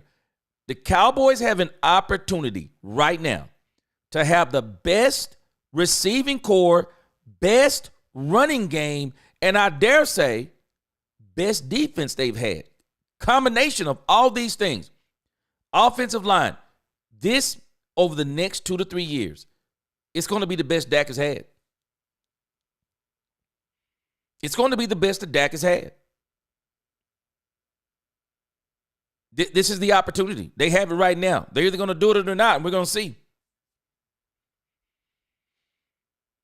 Jared said, I think about this. Brady's 3 interceptions versus the Chargers in 2006. Two picks versus the Ravens in 2011. 1 pick versus the Rams in 2019. Won all those games. Yeah. It matters. Teams matters. They do. All right. So my video is getting a little choppy. Let me go to the last subject matter before I get out of here.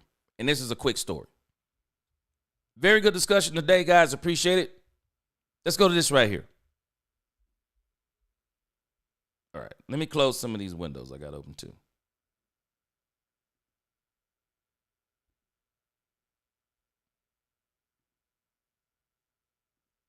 All right. So let's go to this. There's a story out here, and I just closed it. Okay, let me see if I had it open. I closed it on accident. All right. There is a story floating around out here about Ted McMillan. I do not know if you've seen this. This thing about Ted McMillan is crazy. And someone said they're out on Ted McMillan. Man, let me see if I can pull this back up. I came across it. Let me see if I can pull this thing back up. There's a thing that's come out on Ted McMillan, and people are saying, some people are saying they are out on Ted McMillan. Let me show you this clip. Y'all tell me what you think about this. Man, I'm telling you, the internet is absolutely brutal. And they will go back and dig up stuff from yesteryear on you. Listen to this right here. This is Ted McMillan.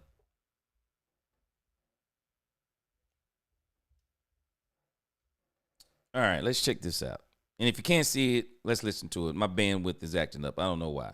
Let's listen to this. Don't watch football at all. At all. These are hard. You know what? You don't watch football at all. At all. These are hard to watch film then if you don't like watching football. Yeah. For real? That's crazy. I don't like watching film either. I don't ever need to watch it by myself because we go over as a receiver group. I don't. Well, Now, what this is they are asking Ted McMillan about watching film. And a lot of people are saying that they're out on Ted McMillan because of this answer that he gives. Let me let you hear it again. You know what? You don't watch football at all. at all. These are hard to watch film then if you don't like watching football. Yeah. For real? That's crazy. I don't like watching film either. I don't ever need to watch it by myself because we go over as a receiver group. So what Ted McMillan is saying right here, Ted McMillan is saying that he doesn't watch film by himself.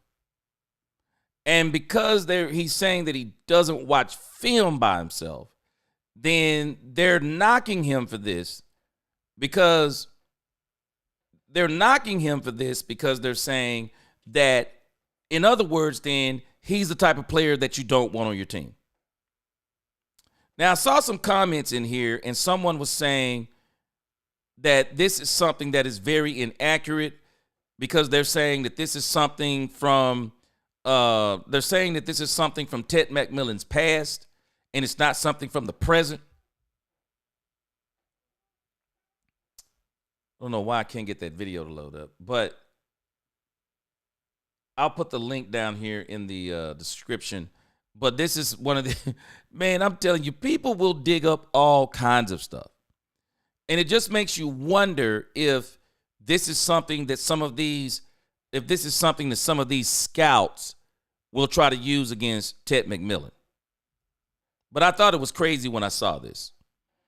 But you guys can check it out.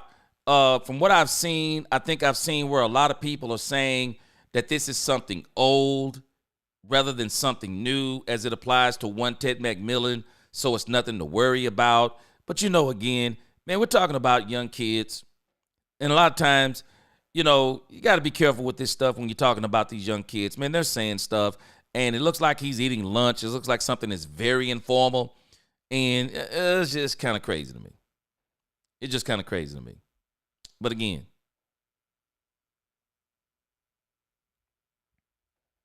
yeah, there's something wrong with my bandwidth, guys. I don't know what's going on, but I'm about to close out anyway. I probably broke the internet with my time again.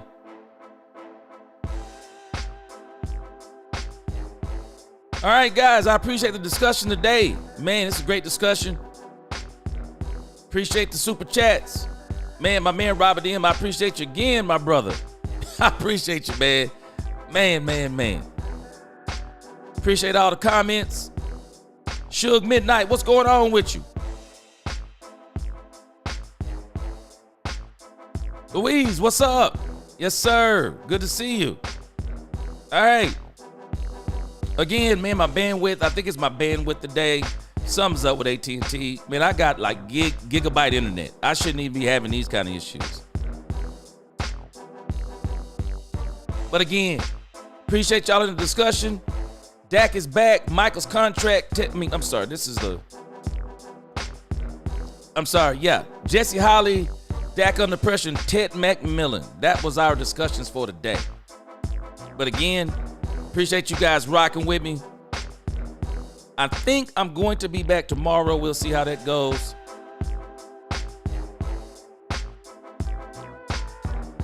Oh, yeah. I see what happened.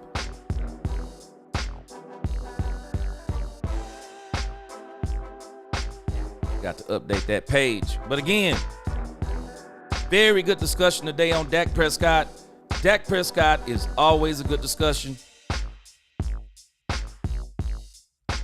And I hope this Cowboy fan base, I hope we change our whole tune on this thing with Dak Prescott. We have got to change this because this is a bad mentality. And I hope the team doesn't have this mentality. I'm hoping that Brian Schottenheimer can communicate to this team. Team matters. The team matters. They have to get this under control. They got to be one for all and all for one, because if they're not, it's going to be more the same. But again, appreciate you guys rocking with me. If it's not tomorrow, it'll be Monday, but I plan on doing something tomorrow. Enjoy talking Cowboys with you guys. Until the next time, let's talk Cowboys. We talk facts. Peace.